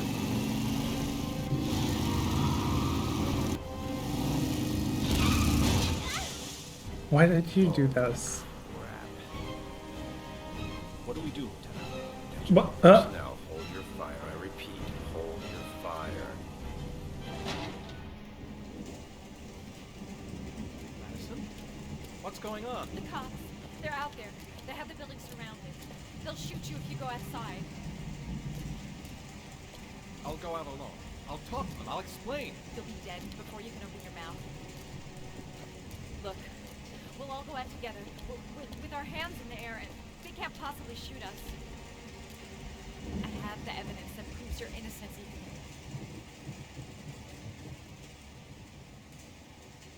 Listen, I'm sorry I didn't trust you. I was only thinking about Sean, and I thought...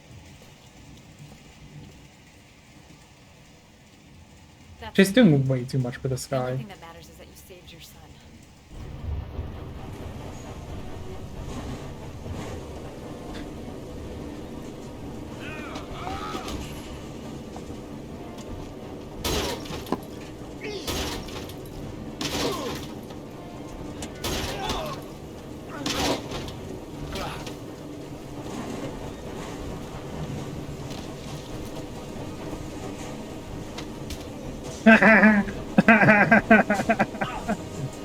Oh my god, that's what did it in.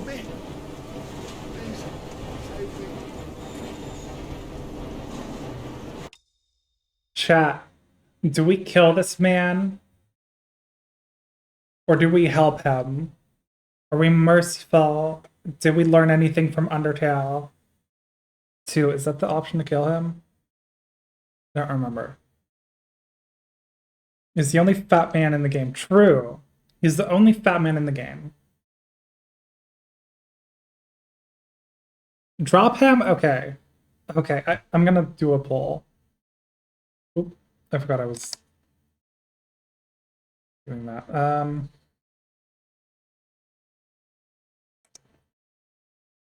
What would happen if we did save him? I don't know, he might betray us.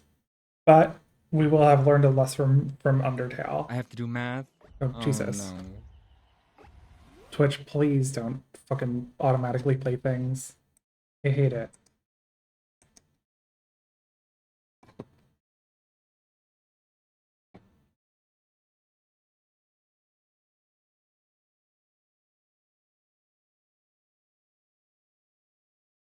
We're gonna just do 1 minute.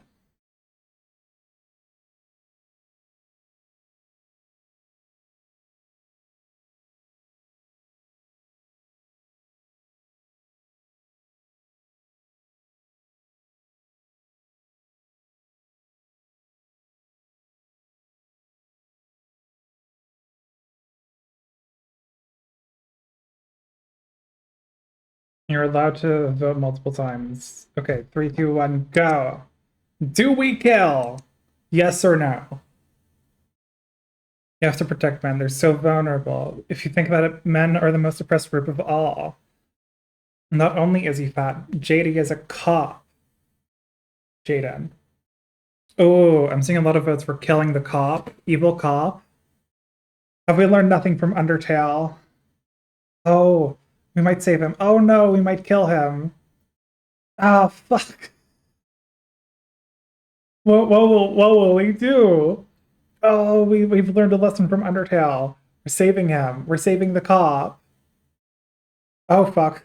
Oh, fuck. Oh no, it's even. Jesus fucking Christ. Oh, Jesus Christ. Oh, it's so close. It's so close. Holy fuck. No. No. Undertale Cop wins. We will have mercy. Holy shit. That was actually really tense. 107 votes. I spent like 1K on that. Top voter ocean violence. Oh my god. Show me your belly. Of course.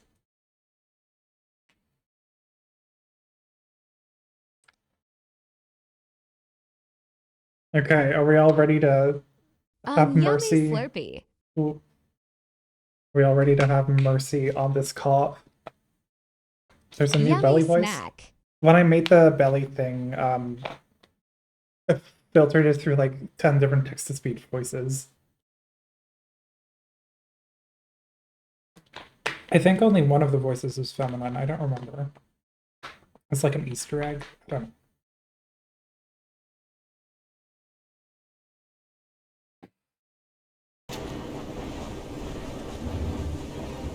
Help, cop.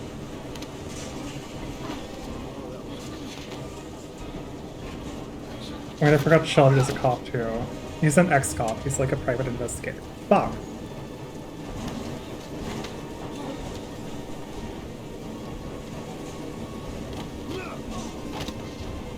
Oh no. Oh no. Shelby is betraying us. Oh fuck, oh fuck, oh fuck. Oh no, what do we do?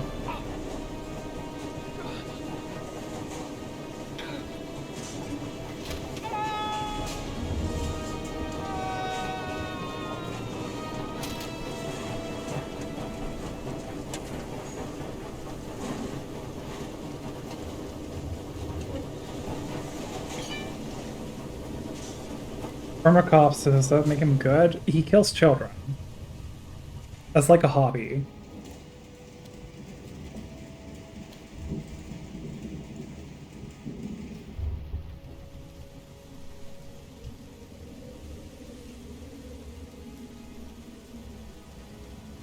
Maybe if we were nicer to Shelby, he wouldn't have killed all those children.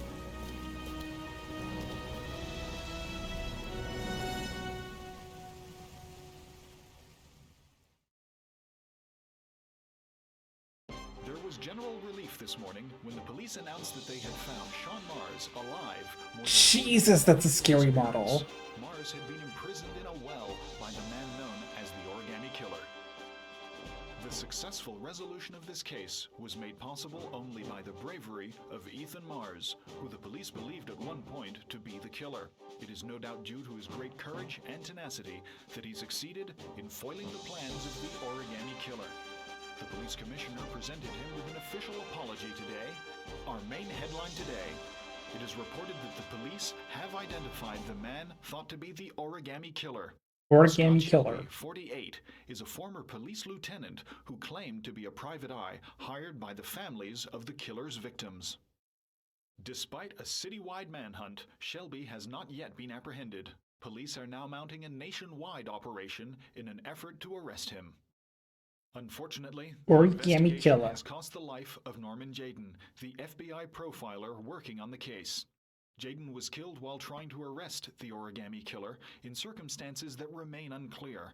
A full police investigation is pending. Also notice that the only fat man in the entire game was a child killer. Yeah, the only fat man in the game, and he's like evil and scary and like weird around women. The whole point of this was to find a father, specifically a man, who would sacrifice himself to save his son. He didn't care about mothers, interestingly. It doesn't matter where we live, as long as we're together. Okay, gay ass. I will never let anyone or anything separate us again. We're stuck with each other, kiddo. Like glue. Like glue. Can I choose what my room is? Sure thing, champ.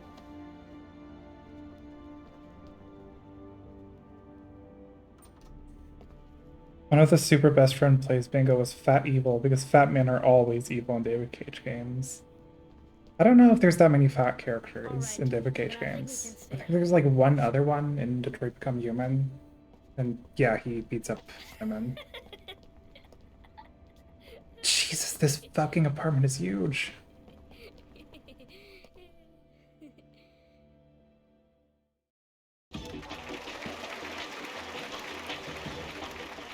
Let's talk tonight. is rumored to be about to receive a Pulitzer Prize for her remarkable series of investigative articles about the Origami Killer case.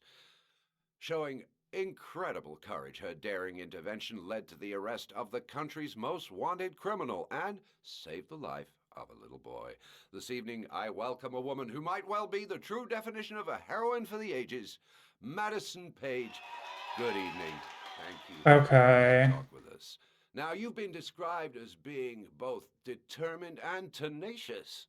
Two qualities, no doubt, that were needed to see you through the dark hours of this unbelievable story. Were you afraid at any time?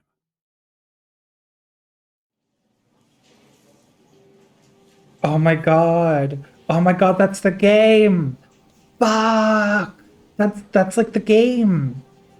Holy shit. It's like game. Animation is so unsettling in this game. It is. It's really, really weird. I really admire you for what you've done. Thank you. For John, please. We need more journalists like you, Miss Page. It's a good thing you were there to catch that bastard. Thank you. Uh-huh. What's your name? Vincent. Excellent investigation, Miss Page. You are one brave lady. Is this fucking David You deserve Cage? a better adversary. Somebody more ferocious. What?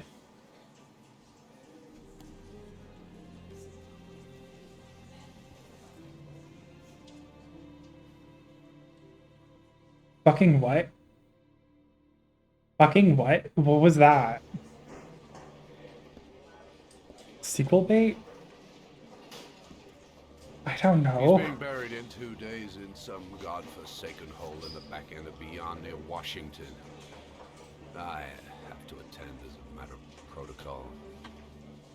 I'll pass. Jane and I didn't see eye to eye on much. No problem. I understand. Hey, sir, I still have his glasses. What should I do with them? Well, you won't be needing them again. Do whatever you want with them. Take drugs.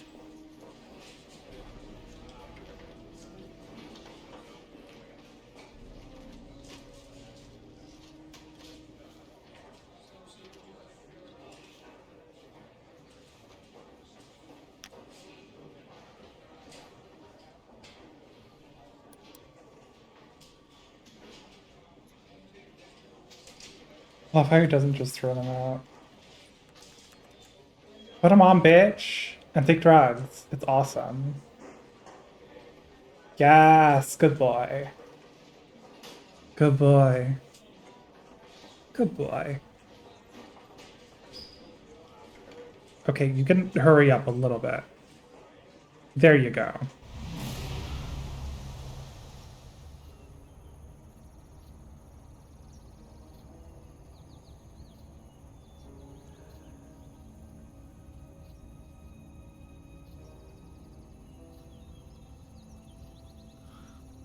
Has a human ever acted like this about sunglasses ever?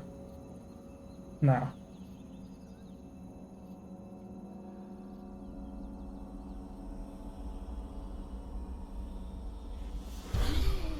He uploaded his consciousness into the glasses. What the fuck? What the fuck was that?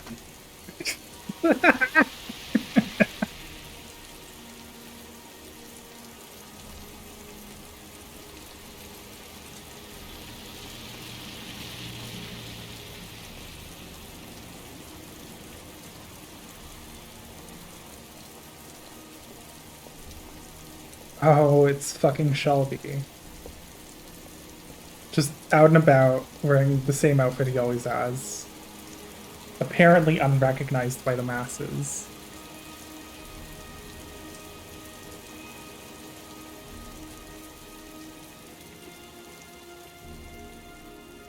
The Origami Killer strikes again.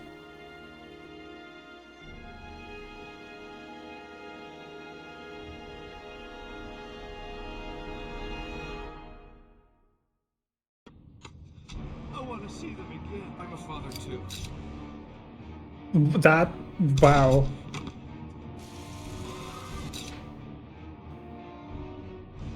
Oh my god. So that was Heavy Rain. Great, great. All the really terrible scenes. Heavy Rain epic moments. Hey, that's not what I did. I fumbled the glass.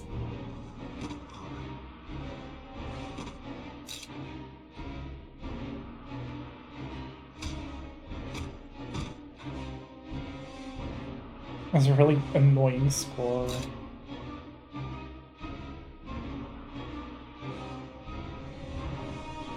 I love that one of the only woman scenes was an attempted rape. Yeah. It wasn't even an actual case of sexual assault.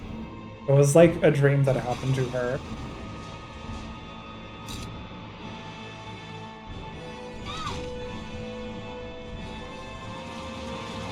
And then, like, there's 3 other scenes where she's assaulted on some level.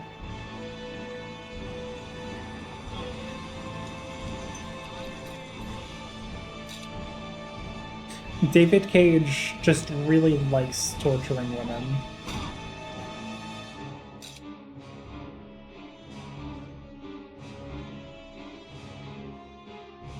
Stay back! Don't come near me, or I'll shoot!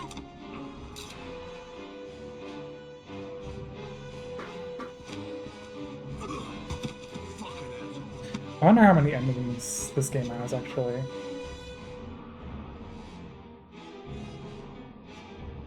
Okay, is that... Do we have to sit through this? And I don't want to. Okay, so in the credits we have a dream rape scene, an almost rape scene, her dancing on the stage of the bar. That's it, that's her character. Yeah. She is one of the most weirdly written characters in the whole thing. Easily. What an unfathomably checked out credit sequence, yeah. Can I skip this, please? Thank you, David Cage. Please stop making games.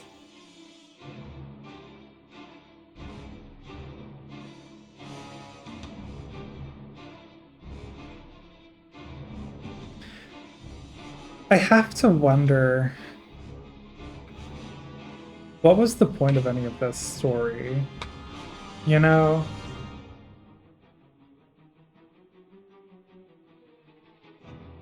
Like, what's the central theme, and what's it trying to say about it?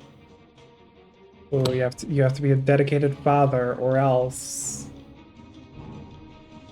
you've got to see what I sing on Tumblr. Okay.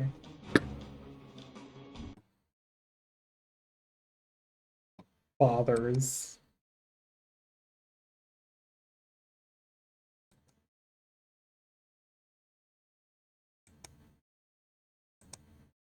Oh, is that glitch that y'all were talking about earlier?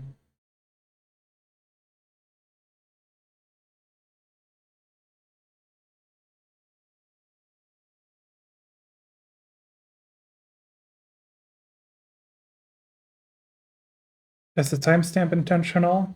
Okay.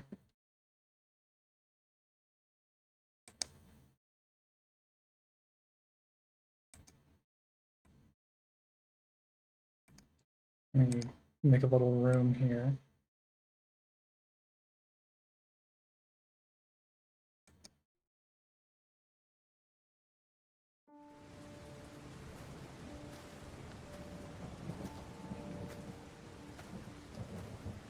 Oh, is it this ending?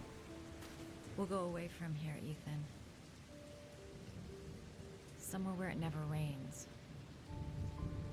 We'll start a new life. You'll get a job as an architect, and I'll work for the local newspaper. And we'll rebuild our life. And we'll finally forget.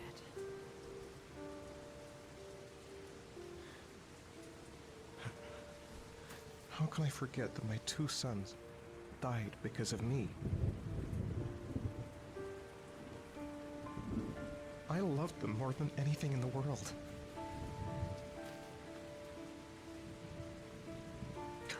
But I couldn't protect them. I want you to give me a child. A little boy with your eyes. And we'll watch him grow up together, and we'll be happy. Oh, this is terrible. We'll get through this, Ethan. Life has to go on. I'll be there to help you. We'll get through this night. I want you to give me a child. I love you, Ethan. Ew, it's terrible. Just give me a few more minutes, Madison. I'll catch up. I'll, wait for you in the car.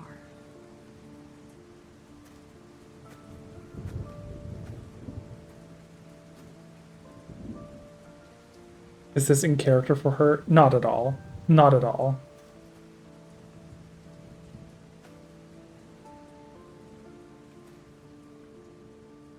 No! Ethan, no! No! No! writing was so terrible that he fucking killed himself about it.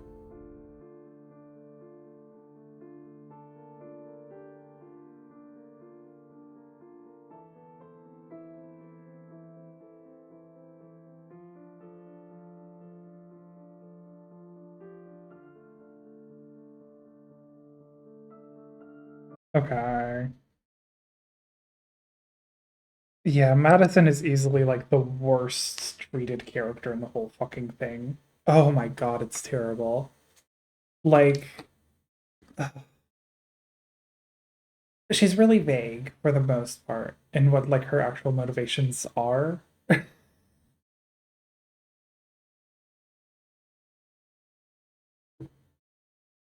But for the most part, her whole bit is just like she is inexplicably interested in this one guy, Ethan, who for some reason she goes and investigates a whole series of murders into.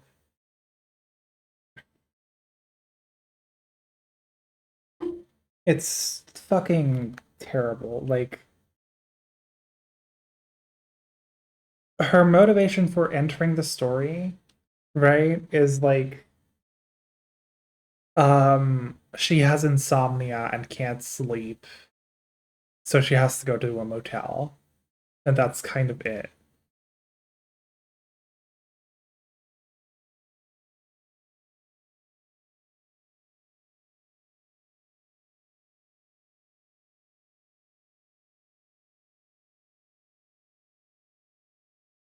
Ugh. And I don't know, it's just the reason she exists as a character is mostly just like to be sexy and to be put in compromising situations. That's kind of the extent.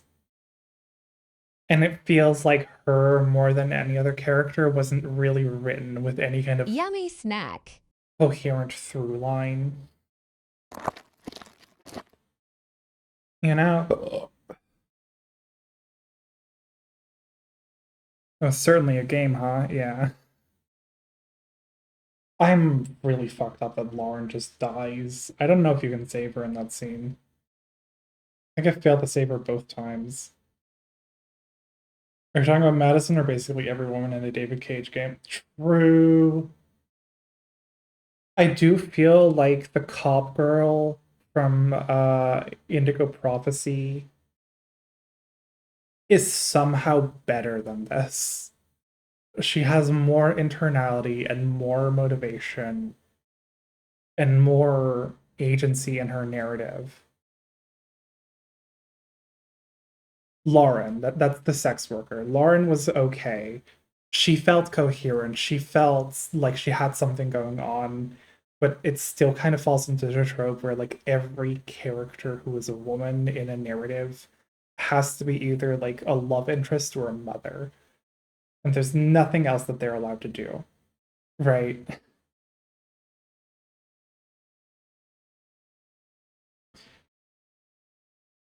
Even then, she's still pretty compelling because she has a very good motivation that like carries her through the story, and she interacts with other characters in a kind of interesting way. Like, I do think of all characters to have been the main character instead, she's the easiest pick. She has the easiest like entrance into the narrative. And if the game was about her as a protagonist instead, that could have been genuinely very compelling. Ethan the dad, fucking sucks.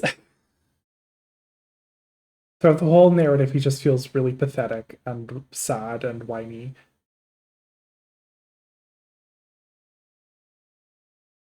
So Lauren can survive the car, and if she did, she would have killed Scott. Wait, she can survive the car? Oh my god, that would be awesome.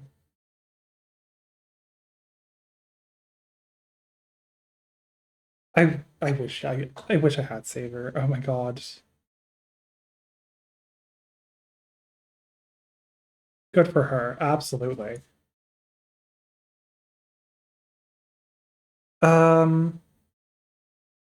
don't know what else I have to say. I don't know. Cops. The way the narrative treats cops is sort of interesting. It does seem to be a very kind of basic good cop, bad cop mentality thing going on, right? Um,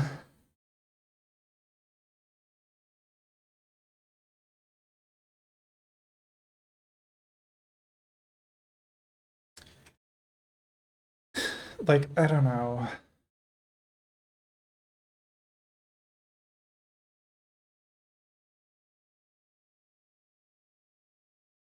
It's just shit.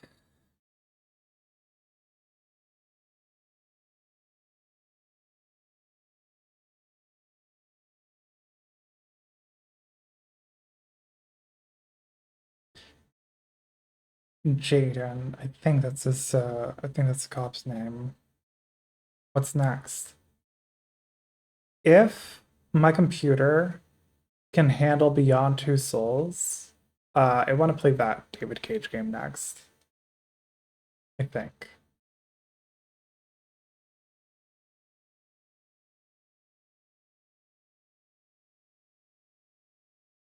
But I might not be able to handle Beyond Two Souls. I don't remember when that game came out.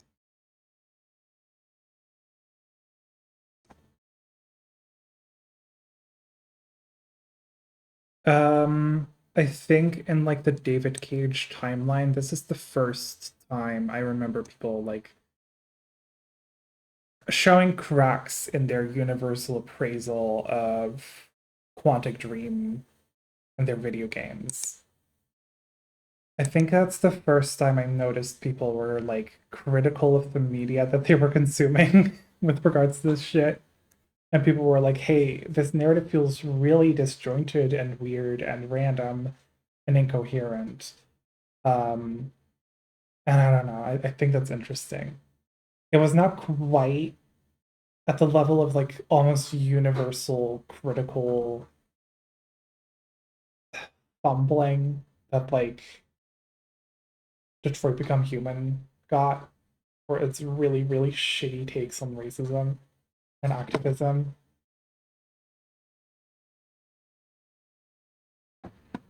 Oh yeah, another thing about Beyond Two Souls. That game. Right. Elliot Page is the main protagonist in that game, and that was pre-transition. I don't know if I want to do this. David Cage got sued for making a nude model of Elliot Page. Yeah, I know that. I know that. I'm aware of that.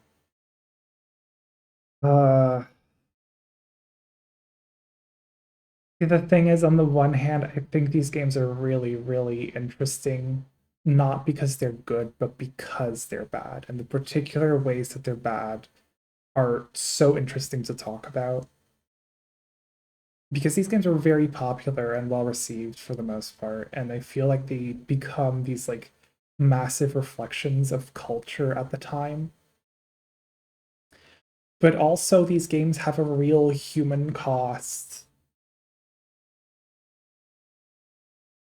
Like all of these games have a real human cost. Like I think I talked about this in the Indica Prophecy streams, but like there was so much like misogyny and harassment going on at the Quantic Dream Studios. Oh my god.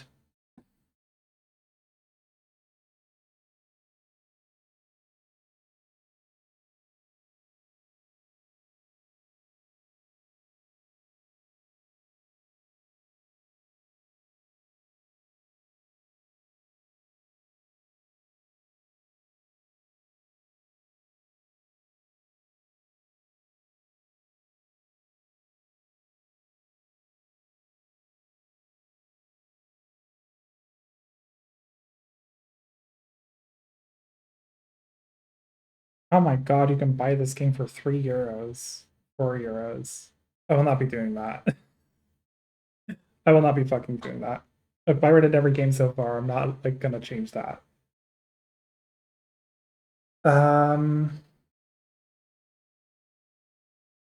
But yeah, the way that like the games treat women ends up being reflective of the culture that produced the games and how they treat women. Elliot Page at the time wasn't out yet as a trans man and was in that regard basically treated as a cis woman.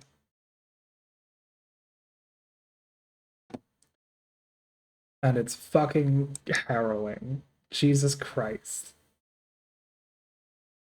The way they treated him.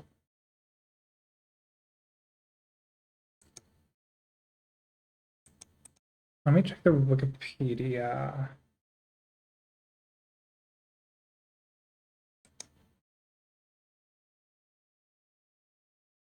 Oh yeah, the scores are notably a little bit lower than they were for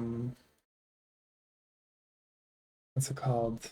For Heavy Rain. Got nominated a bunch of times, won a bunch of awards. In January 2025, it was announced that Pageboy Productions, Page's production company, had acquired rights to adapt Beyond Two Souls into a television series with him producing. Wait, who was Page in this? This might be a different person, I don't know.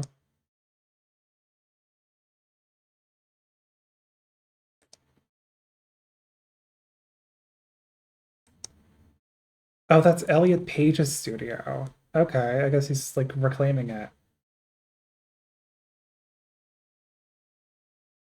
Is David Cage involved? What the fuck?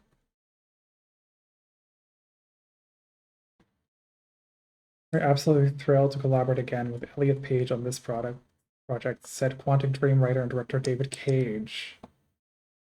Ugh, I was blown away by his acting performance in the game, and I couldn't think of anyone else to tell the story with the same passion in another medium. What? This is actually getting made? No. No. Beyond Two Souls is a very special game for millions of players around the world who were moved by the story of Jodie and Aiden and their story in life and beyond. I know that Elliot has all of the talent and instinct to make it something really unique on TV.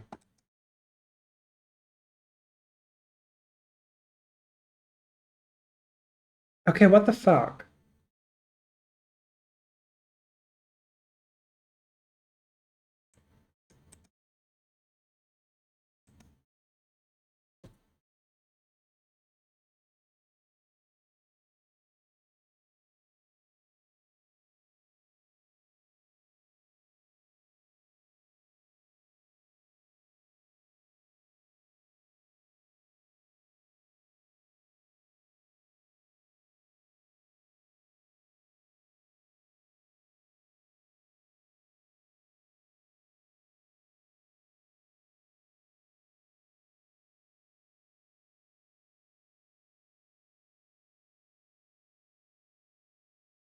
Okay, and there is a whole Guardian article.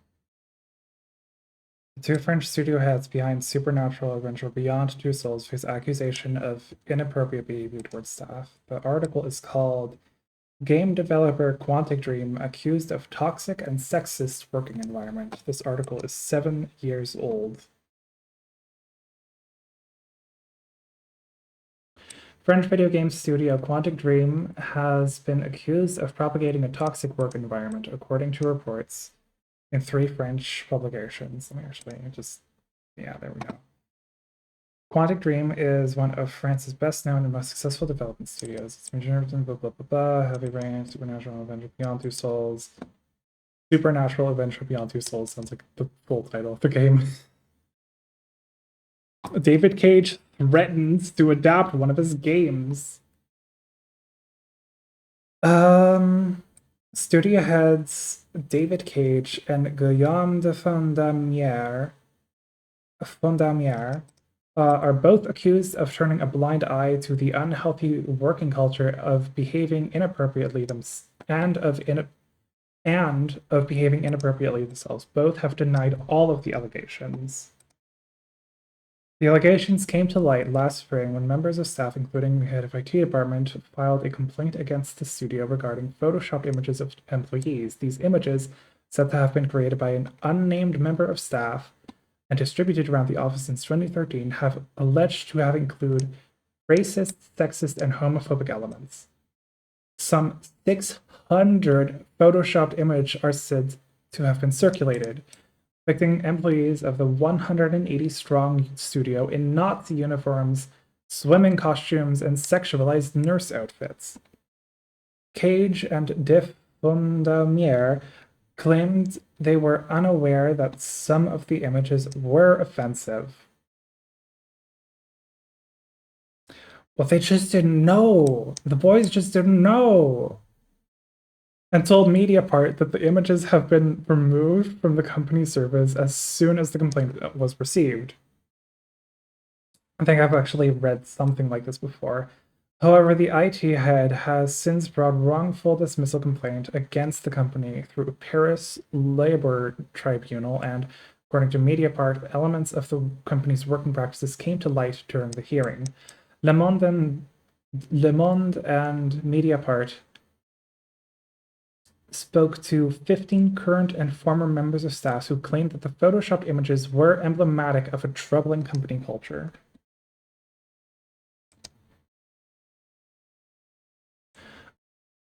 Among the accusations made by the 15 current and former staff members and reported in Le Monde are that Cage made jokes with racist and homophobic undertones.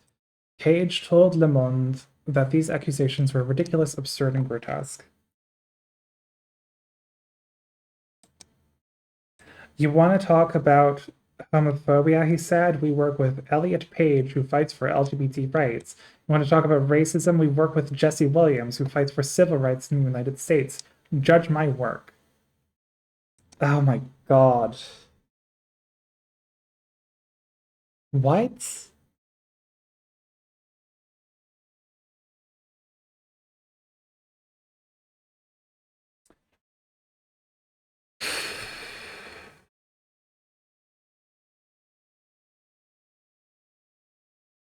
I have minority friends. Oh my god, yeah.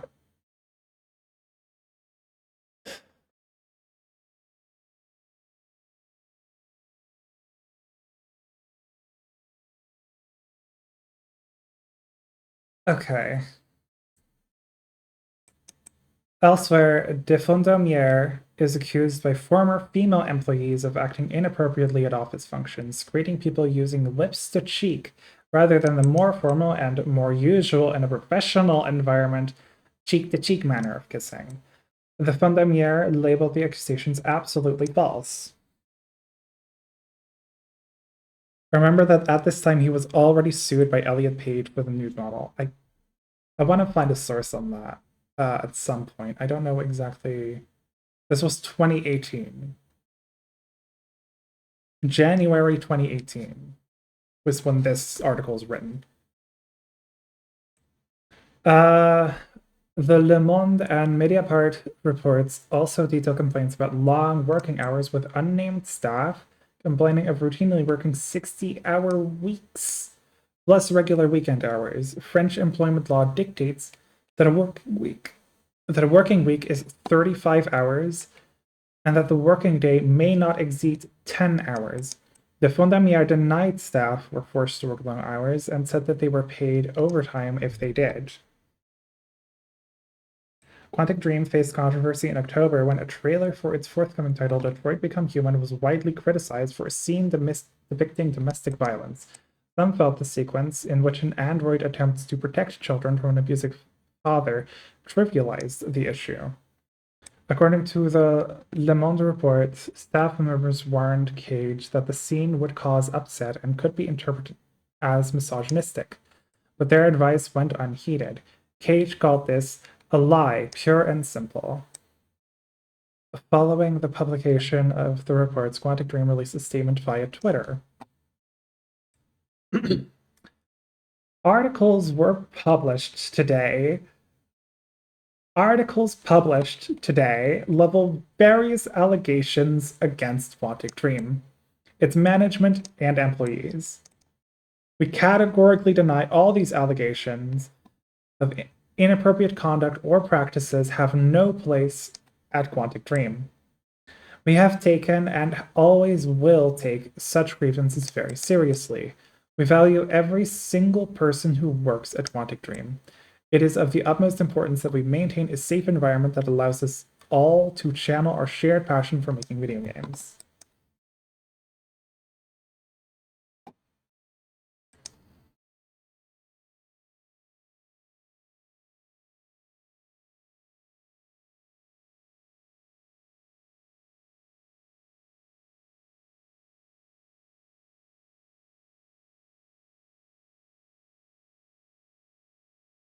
"2015. Oh my god, this is old. I have an article from 2015. It uses Elliot dead name because he wasn't out that time. Yeah. I'm going to just read over that. Elliot Page explored legal action against Sony after nude video game images leaked online. Elliot Page has never appeared nude in film. She did, however, appear nude in a video game. Oh, this is the article you wanted to send? Okay. As a result, Page explored legal action, emails from the Sony email breach show, according to the WikiLeaks archive of leaked Sony emails. The game Beyond Two Souls, and it's exclusive to the PlayStation 3. The game Beyond Two Souls, and it's exclusive to the PlayStation 3? What kind of sentence is that? In one scene, Page's character takes a shower. Her model is never shown fully nude, nor is it possible to manipulate the game's camera to see her naked character. Page didn't allow the game's developers to scan her naked body. Instead, programmers and artists at the game's development studio, France-based Quantic Dream, created a fully rendered naked model of Page's in-game character, Jodie. So the image of a naked Page exists in the game's code, but isn't accessible by the players. But if Beyond Two Souls is run on what is known as a debug PlayStation 3, which is typically available only to game developers and journalists, unless you see content buried in the game's code, players can see Page naked, which is to say, yes, of course, images of a naked Elliot Page from Beyond Two Souls are very much available online. They've been available online since October 2013 when the game launched. I want to kill someone. According to the leaked emails, Page's legal team got in touch with Sony and eventually Sony Computer Entertainment America, the PlayStation arm of Sony. By the time it got to the SCEA, Page's attorney was talking legal action. I don't need to see the shower scene, come on.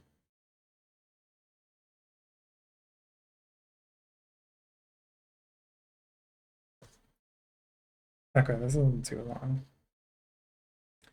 Page's lawyer, Jeffrey Abrams, serves on the board of Bet Tzedek, a Los Angeles-based legal group, alongside general counsel of Sony Pictures Entertainment, Leah Weil. Leah Weil, maybe? I don't know. It was in the informality of a Bet Tzedek board meeting that Abrams first broached the subject of Page's unexpected nudity in Beyond Two Souls, according to the emails.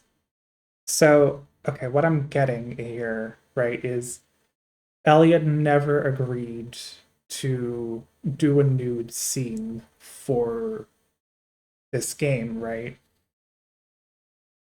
But through the power of video games and 3D modeling, they simply synthesized a nude version of Elliot Page against his consent.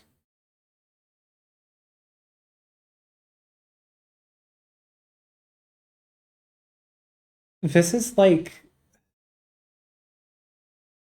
Jesus Christ.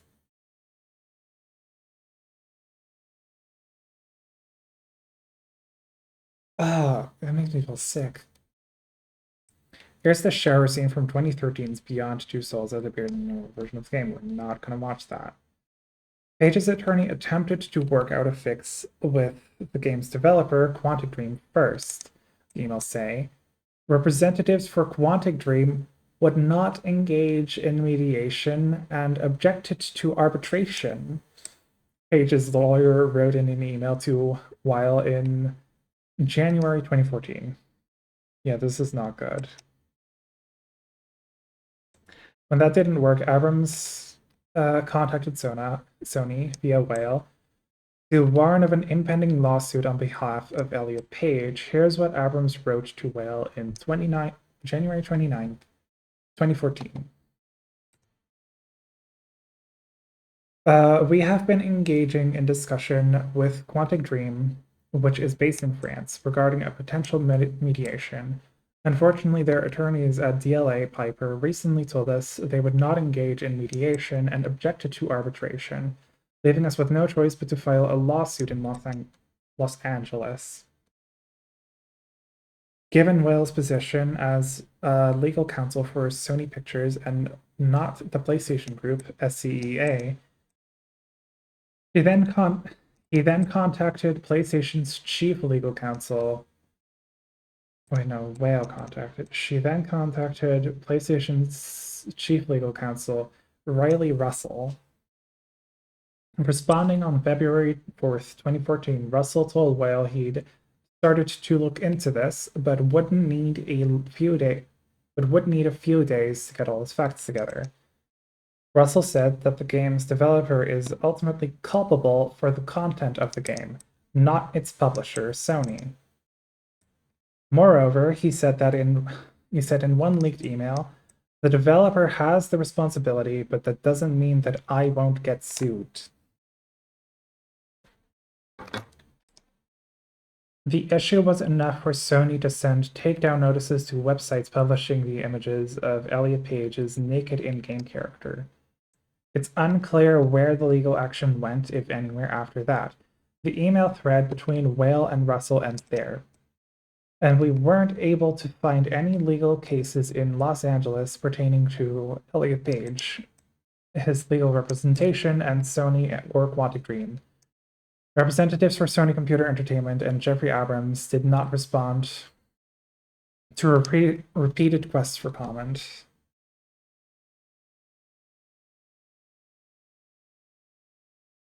Okay. That was all kind of dense, but yeah, the gist of it is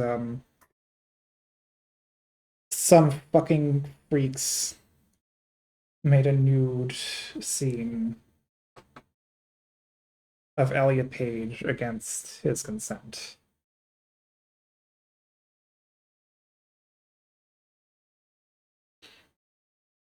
So, I don't know what to even do with this information, really. It's just like, yeah, the shit trickles down into the games, but the games are like the sanitized, clean version, and what happens in the production side is fucking horrible. Right.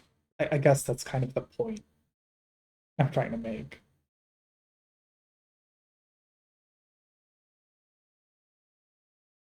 These games feel so oddly reflective of like things that were going on in the culture at the time that they were made in the worst ways possible. And I think that's like fascinating, I guess. Like that's what interests me in these games. But it's still like it feels like it's funny to laugh at Heavy Rain. Especially, I feel like that game has become the biggest like laughing stock with regards to Quantic Dreams. And I point the finger at David Cage a lot. And he does have a really, really large hand in the production, of course. He is the game designer. But like, he's the game designer. He's like at the upper end of the hierarchy, of course he's going to hire a bunch of people who aren't going to challenge him on any of this misogyny. And that's going to be extremely reflected in the games that are produced.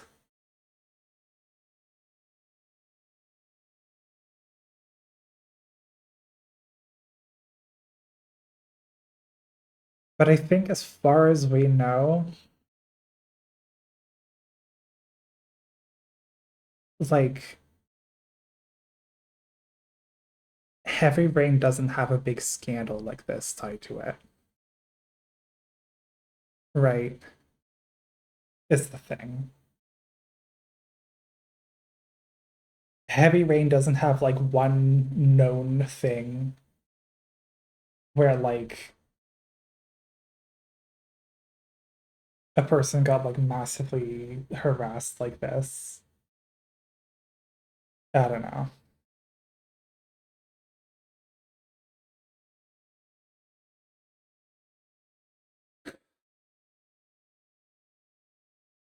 Chat, how are we holding up?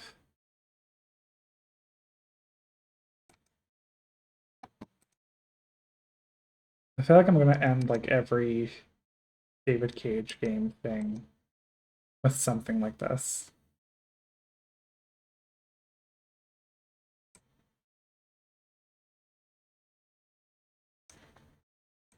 Just like talking about how fucking terrible it was.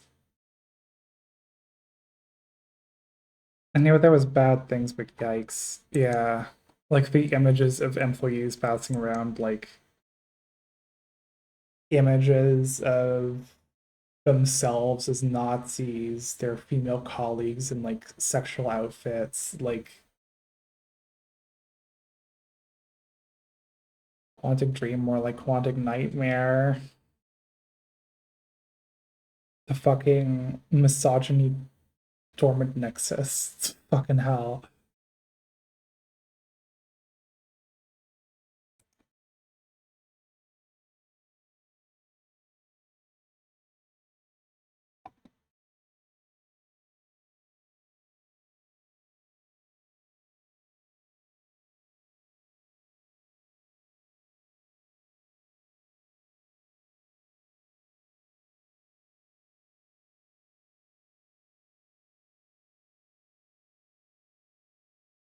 Other than learning about David Cage, I'm good. That's great. I'm sorry that I've taught you about David Cage. It's terrible.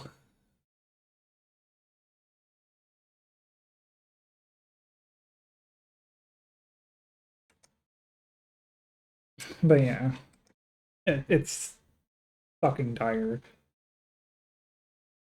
Um,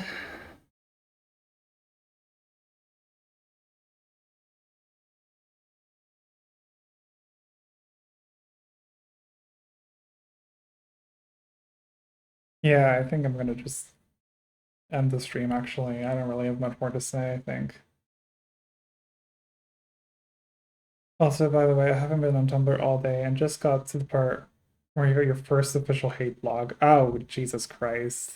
Fun fact, I found out about my hate blog and within 40 minutes. Okay, so here's what happened. I changed my Tumblr handle to remove the boy at the end of my URL. Within 40 minutes, this hate blog had already changed to match. Probably less time than that.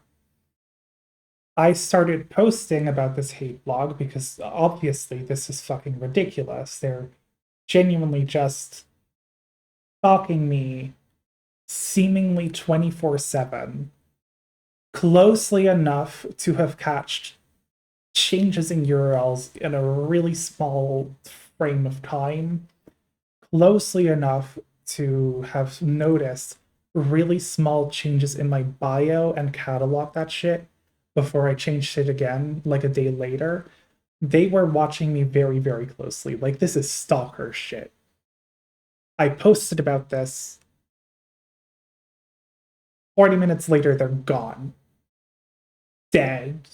they deleted their blog and then went to cry about it to one of their fucking weirdo friends. Objectively a very funny situation, but wow, that was terrifying. And it just like came along with another like wave of posts that I then sifted through to like find people to block. My god, what a circle of like fucking assholes that is.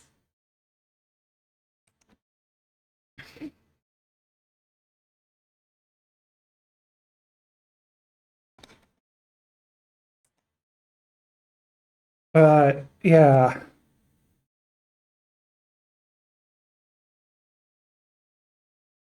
I can't believe the followers of the deer I'm harassing told me to stop. Yeah, it's basically that. It's basically that. It's just a bunch of bullshit.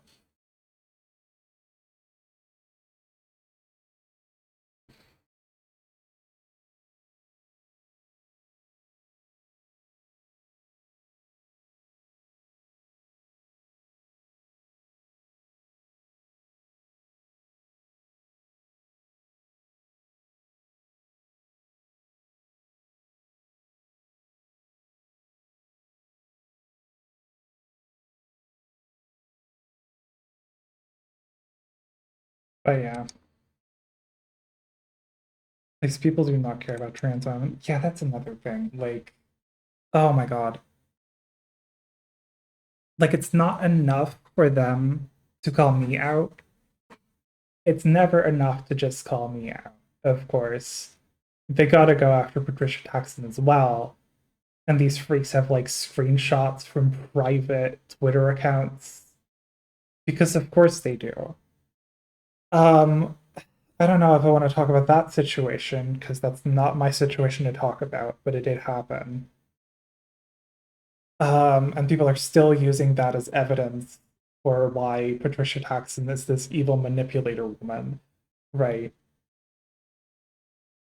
And it's this weird thing. I think they're trying to make me her victim.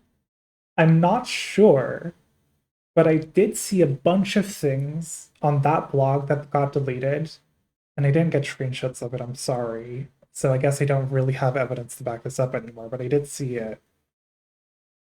Basically implying that the trans women I'm friends with are explicitly trying to force femme me for their TERF ideology, which is fucking bonkers.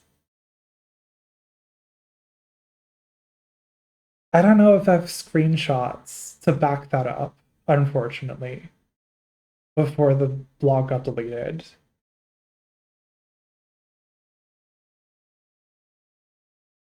But behind every accusation I have seen of my alleged transphobia, they are actually pointing at a trans woman as being the real perpetrator. And that is so fucked. And I've seen that happen multiple times, and every time you get deep enough down that rabbit hole, you start noticing, oh, it's not just that I'm a bad person. Oop. Clicked on the game by accident, whoops. I didn't close it. They are both making you out to be the victim of icky women and simultaneously corrupting the very, very young women as well. Oh my god, yeah. It's both at the same time. I'm leading all these poor, young, 20-something-year-old women astray, but also they are trying to force femme me for their wicked rat femme agenda. It's fucking bonkers. It's almost like there's this specific type of structural oppression they're perpetuating by doing that, yeah. Feels like these people have noticed that trying to call out trans women doesn't work, so they're going for vocal allies. Yeah. Like, maybe calling out trans women still works. Maybe that's why they're so scared that I'm joining in on it now. right? And that's why they have to insist that I'm still a cis boy. Because, like, they really, really want to just keep harassing trans women. And now I'm starting to throw my weight around and starting to point at people who are, like, harassing trans women on the internet. And they're getting scared, I think. Like, it's insane how quick that response was. I post about this person. I spotlight a bunch of weird, fucked up things they're saying about me. 20 minutes are gone. Maybe an hour, I don't know.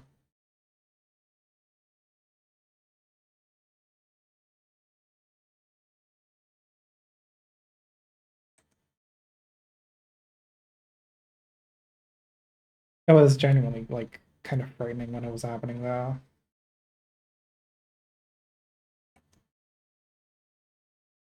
There's something about, like, watching a bunch of people twist your words just so that makes me feel like I'm going crazy. That makes me genuinely feel, oh fuck, what if they're right? And the thing is, they aren't. They're just really good at making it sound like I said something other than the things I said. And I have to, like, keep pointing to that. They are very much twisting my words. You're in a similar situation right now? Whoa, okay. But IRL, oh, damn.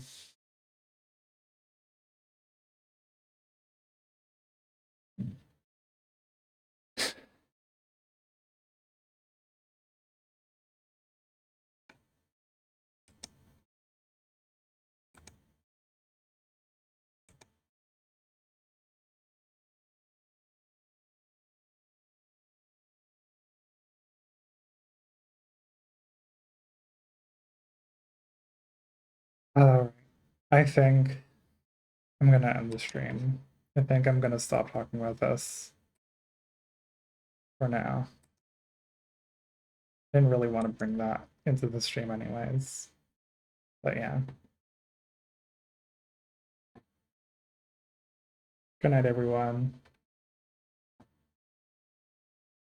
Bye-bye. Let's see how long it takes for the bye messages to come. Oh, there we go. Good night.